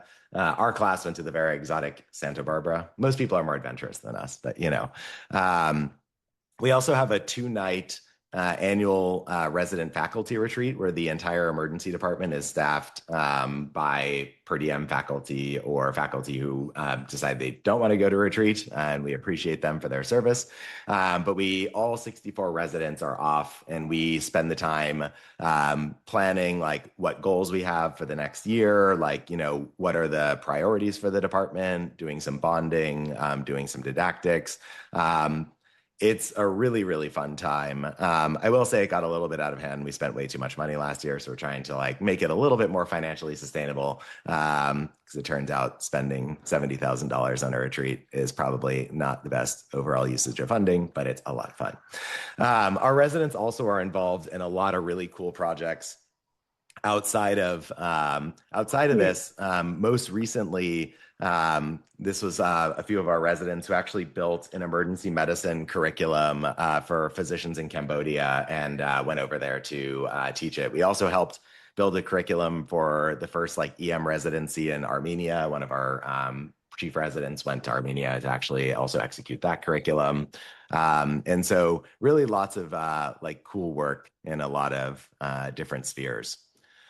We're also unionized like many other residency programs. We have some really cool, unique benefits. There's a bunch of money to let residents do what they want and also provide like outstanding patient care. So we have a $300,000 QI Research Fund. So if you want to do something that improves wellness or improves like patient care as a resident, you can tap into this money. And this money can be used very broadly. Like as an example, our residents wanted fancy coffee. So we made a study and got $10,000 to buy a $6,000 super automatic espresso machine. And now it's now made 5,000 coffees since we installed it in April. And it is a very loved device in our rounding room. For any DI related efforts, is $125,000 that you can tap into. So if you want to fund an affinity group or fund outreach efforts, you can do that. And also you, the residents, get to spend $1 million a year to improve patient care. So the residents literally are just like, they go into a room with all the other specialties, you come with your quotes, and you decide how to spend $1 million. So if you're like, why do you have AI-assisted ultrasound machines that automatically calculate EF, TAPSE, VTI, and like tell you how to improve your views? Why do you have TEE, ED, ECMO? Why do you have portable retinal photography that then you can send retinal photographs to your ophthalmology consultants? It's because you can spend $1 million a year however you want to make sure that we are providing cutting-edge care to our patients. Where do you live? So just to kind of give you a little bit of kind of orientation, we're in the South Bay of Los Angeles, so by Long Beach and the beach cities like Redondo Beach and Hermosa Beach. Our encatchment area includes places like Inglewood, Watts, Compton, and Long Beach, and also Palos Verdes. UCLA is about 20 miles north of us, and LA General is downtown. So most of our residents live like a couple blocks from the beach and enjoy 24/7, 365, very nice weather. That is the super basics of our program and what kind of makes it unique. And I'm happy to talk to any of you in the breakout rooms if you have other questions about our program. Awesome. Thank you, Dr. Padigo. We really appreciate it. Sounds great. We'll have a breakout room there where you guys can ask more of your questions as well. Next, we'll move on to, we got Dr. Gannon Sungar from the program of emergency medicine over at Denver Health Center. Hi, y'all. Thanks for having me. I'm going to throw up a couple slides. Fun to be part of this group. A lot of friends on this panel, and a lot of great programs that you can't go wrong with any of these. So I just have a few slides. I'm going to talk in some general terms about our program, and happy to provide some additional detail in the breakout rooms. So I'm the PD for the Denver Health Residency Program in Emergency Medicine. Our mission, like many of the colleagues in the room, focuses on leadership training, health equity, well-being. We really drive home this focus on clinical excellence, and I think we do that through exposure to high acuity, exposure to volume, and kind of a variety of clinical training sites. And then I think we have a lot of opportunity for academics within our program as well that we'll touch on. The history of our program, so like a couple other programs in this room, we've been around for a long time. Residency was founded in 1974. I think that means a couple things. One, we've won a lot of the fights. So you will never see an anesthesiologist touch any airway equipment in our emergency departments. We have a great relationship with trauma surgery. And one of the founding program directors of this program was Dr. Peter Rosen, who participated and helped navigate that relationship, decades ago. I think, like Ryan said too, we have a vast alumni network. So over 700 alumni, which means anywhere in the country, anywhere in the world that you want to work, we can find somebody who works there or nearby. And that really, really matters as you're looking at opportunities in your third and fourth year of residency and thinking about transitioning to independent practice. I think one of the strengths of our program is the variety of sites. So I'll talk briefly about each of our sites, but the residency is based at Denver Health Medical Center. Denver Health is a county hospital, safety net hospital, level 1 trauma center. Denver Health, the hospital system, is older than the state of Colorado. So it was founded in 1860 and has a lot of incredible history and pride around it. It is one of, with a number of the people on this panel, one of the few kind of mission-based health systems in the United States, and it's a place where you can be really proud to work. I think in a lot of ways, we care for an incredibly vulnerable patient population. And like other members of this group have said, we do it in a way that feels good, where we can get people follow-up, we can get people plugged into clinics, we are able to care regardless of ability to pay. Acuity is very high. It's an underserved patient population, and it is very much an urban patient population as well. We see a lot of patients with housing instability, substance use disorder, et cetera. The other main clinical site we have is University of Colorado. University of Colorado Hospital is kind of a tertiary quaternary medical center. So this is where we see all our patients on experimental medications, LVADs, transplants, et cetera. Incredibly high acuity, very high functioning emergency department. Its operations are really kind of world class. And it is a great place to work and take care of an incredibly sick patient population. We have a community rotation. Residents spend 6 or 7 weeks throughout their residency, so not a ton of time down in Highlands Ranch. This is very different from our two main primary sites, which are urban. These are suburban hospitals. They're community hospitals. As some people mentioned, in these hospitals, we're the only residents in the hospital. And so that is a great opportunity to maybe have more opportunities that are in that unopposed fashion, as David said. But also to understand that there is a difference when you're calling an attending general surgeon who is going to get paid money to take out a gallbladder as opposed to a overtired, overworked surgery resident. And so our residents love getting the opportunity to work down there. And then lastly, we work at Children's Hospital Colorado, level 1 pediatric trauma center. Again, massive referral center for kind of the Mountain West. And so an opportunity to see some really sick kids and participate and lead their care. Graduated responsibility is a term that is thrown around a lot. I think a lot of programs do it well. I think we are one of those programs. So we are very intentional about your curriculum, and I won't go into the details, but from day one as an intern, you're going to be put into high acuity scenarios, and you're going to be coached and trained and supported to succeed in those scenarios. And then as you move through your training, at least every year, if not every 6 months, you have a intentional transition of responsibility that makes you feel uncomfortable and generates your motivation to develop new skills. And I think that is the heart of this program is kind of keeping the pedal to the metal and pushing you through to get you to that point where you are clinically excellent and a leader in the department. And that really culminates with the senior role at Denver Health. So as a 4th-year resident at Denver Health, you run the entire department. You are overseeing your junior residents in all of their zones. You're running ever resuscitation across the entire department.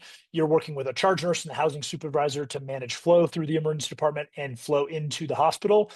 And then you're providing medical direction for the Denver Health paramedics that serve the entire city and county of Denver. So it is a busy job. It is an impossible job, but you are trained to do it well through the previous 3 years. And I think it really establishes an understanding not just of how to care for a patient in the emergency department or a pod of patients, not just how to understand how to run a department, but really how to manage an entire emergency medicine system. And I think when we interview our graduates who go off, whether it's academic or clinical, and we ask them what contributes to their success, a lot of them point back to the senior resident role, because I think they step out of our training with a really mature understanding of how emergency medicine works at a systems level that allows them to be successful wherever they go. Cool. The second thing that we espouse is volume. I think reps matter. And so at Denver Health, you're going to see a lot of patients. We work the median number of hours. We work probably very similar hours to a lot of people on this panel. And the intensity of our work environment is high. So you're going to work hard. We do let you pee. We do let you eat. We do keep you hydrated. We don't buy you breakfast, lunch, and dinner, but you do have food available 24 hours a day in the hospital. But you're going to see a lot of patients, and that repetition matters, and I think contributes to the ability for our residents to be clinically excellent. Fellowships between Denver Health, the University of Colorado, we have nearly every fellowship representing every kind of niche area in emergency medicine.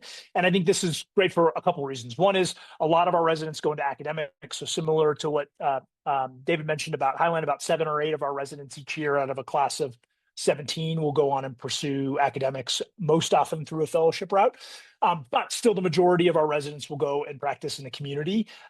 And the opportunity to work with a faculty that run and manage these fellowships, I think, is great if you are interested in those fellowships, but it is great even if you are not, in the sense that there are people with deep expertise in each of the areas of emergency medicine that you're working with. So you're working next to our sports medicine fellowship director. You're getting a ton of on-shift training that is relevant to that. Ultrasound, EMS, all of those specialty areas are really distilled down and highlighted in the clinical training. Denver's a cool city. I think lots of people think about the mountains when they think of Denver, and the mountains are here and they're great. I'm actually up in the mountains. Right, my kids are at snowboarding school. But Denver as a city has grown a lot in the last 15, 20 years and is really an exceptional place to live and work. There's a ton of culture in the city. The food scene is incredible. And obviously the outdoor resources are ample. But I think it ties back to the heart of our residency. And I think, like a lot of people on here, we are a county program. We are here for the people in the city and county of Denver, and we take immense pride, exceptional care to those patients, regardless of their ability to pay. And that is the pride of our program and the heart of our program, and will continue to be.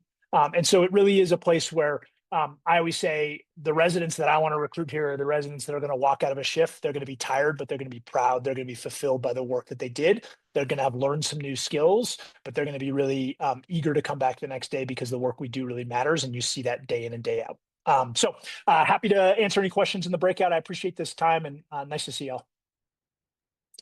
Thank you, Dr. Sangar. We really appreciate that. Yeah, he'll have a breakout room as well. We'll go ahead and proceed on. We have Dr. Julia Hutchison. She is the program director for the emergency medicine program at Kaiser Permanente, Northern California and Central Valley. So go ahead. All right, thank you so much for having me. All right, so I'd like to go ahead and get started. We're Kaiser Central Valley Emergency Medicine Residency Program. We're a 3-year program. We have 8 residents per year, so again, kind of a smaller, tight-knit program. And some things that make us really unique, I think, is our location. So Modesto is just serves a huge geographic area, very diverse patients. And so Modesto itself is known for being kind of an agricultural center. So we have a lot of almond orchards, farm workers, but with the Bay Area being so expensive, it's kind of pushed people out this direction. And so sometimes you'll have people that work at Google or Amazon or tech workers.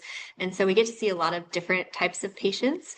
And I think that really contributes to the overall educational experience that our residents get. Modesto is a great place to live because there's a lot of sun. You can go outside almost year round, go for walks, go play golf or pickleball. And then it's really close to a lot of things that are fun to visit. So you can go over to the Bay Area and go into the city. You can be at the beach and the mountains in the same day. You can go up to Sacramento.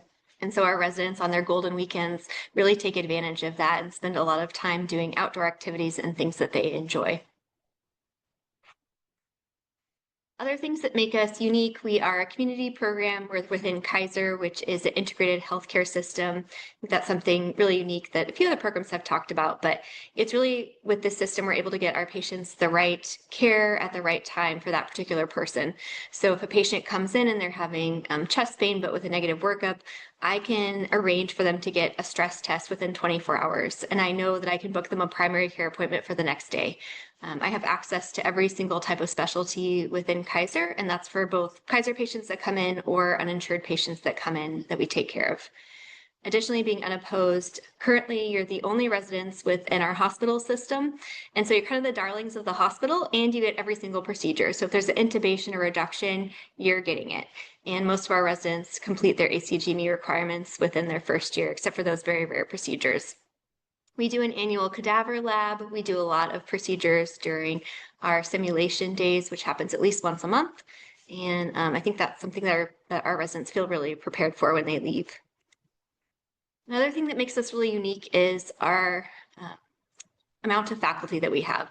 So again, we have 24 residents, and we just hired a new faculty member, so we have 1-to-1 core faculty to resident ratio, and each faculty member has a different either fellowship that they've done or a niche within emergency medicine, so there's really a lot of opportunity for mentorship and to get a little bit more out of training than just kind of a standard emergency medicine curriculum. Our rotation rosters here, you can take a look. I think, some things that make it unique would be kind of being able to do pediatric emergency medicine throughout your 3 years. We do a head and neck surgery rotation, so you get a lot of experience with experiencing trachs and then also intubating for pediatric patients. Our rotation sites are very diverse. And so our hospital is a community ED. It's very busy. We see about 20% pediatrics, 70,000 patient visits per year unopposed. You also get to go to Manteca ED, which is more of a community, a lower resourced ED to see what it's like to really run a whole emergency department. We get to go to Kaiser Oakland for your PICU, Children's Hospital of Oakland, which is a level 1 pediatric trauma center, and then Doctors Medical Center, which is more of our community ED. So even though you're based in an integrated healthcare system, you get to learn to train what it's like to practice in any kind of system, so that when you graduate from here, you can really leave and practice anywhere. We really pride ourselves in our didactics. We like to have fun. We do a house cup. We have different houses that residents are assigned to, kind of like Harry Potter style, and they're based on the different Yosemite things, so Clouds Rest, El Capitan, and just allows, I think, for a lot of fun and kind of community and some rivalry. And we do, like I said, very robust simulation curriculum. So we have our own sim center. We have all the sim mannequins, so you get a lot of practice with procedural experience before you have to actually do it on a patient. Our shift structure is kind of unique. So we have 8-hour shifts of picking up patients, and you get a 2-hour protected cleanup time to finish your notes and some of your administrative tasks. That's combined with attending. So you're either always one-on-one with an attending or two-on-one with an attending. And that cleanup time really allows for a lot of time for feedback and teaching. And it's something that was a newer change that we implemented based on resident feedback that's been very popular. We have a lot of opportunity for electives, both in global health. Wilderness medicine is one of our most popular electives. You can see a lot of pictures here.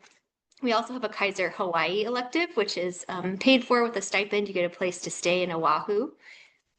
And we like to spend time together. So we're very, again, a smaller group, very close knit. We like to do different activities. Pickleball is one of our favorite, but rock climbing, anything where we can be outside, we really enjoy together. And there's biannual resident retreats that you get to take part in. Our residents are unionized, so there's really great benefits. When you go to Children's Hospital of Oakland, we pay for your housing at the Hyatt House, so most of our residents graduate and are Hyatt Elite members, and so they stay at places like fancier than I do when they travel, which I like to brag about. I think both the patients that we serve, because we're such a large catchment area, is very diverse, but we also value the diversity of our residents and our faculty group, and I think if you look at our website and kind of look at overall, you'll see that.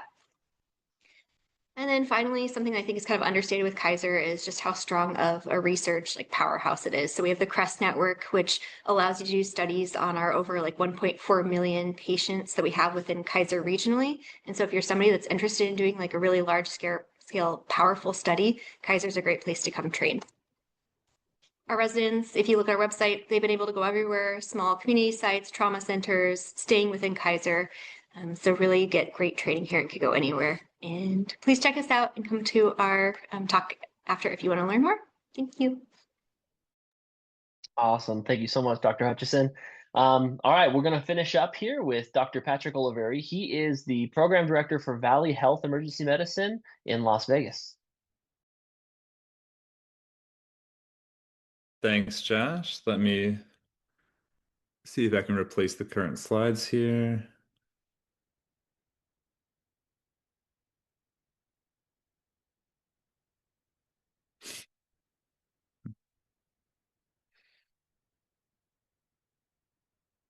All right. All right, guys, I'll try to keep it brief. I know we're over time, and I think like my colleagues, we're used to our interview spiel we just gave for 15 or 20 minutes for the last few months. So I'm talking to you from the Las Vegas program, Valley Health System, that I'm incredibly proud to be a part of. First, I know it's a Saturday morning. I want to thank you all for being here. It's there's a lot of good uses for your time, and I think this is a really also good one. Thanks to AAEM for setting up.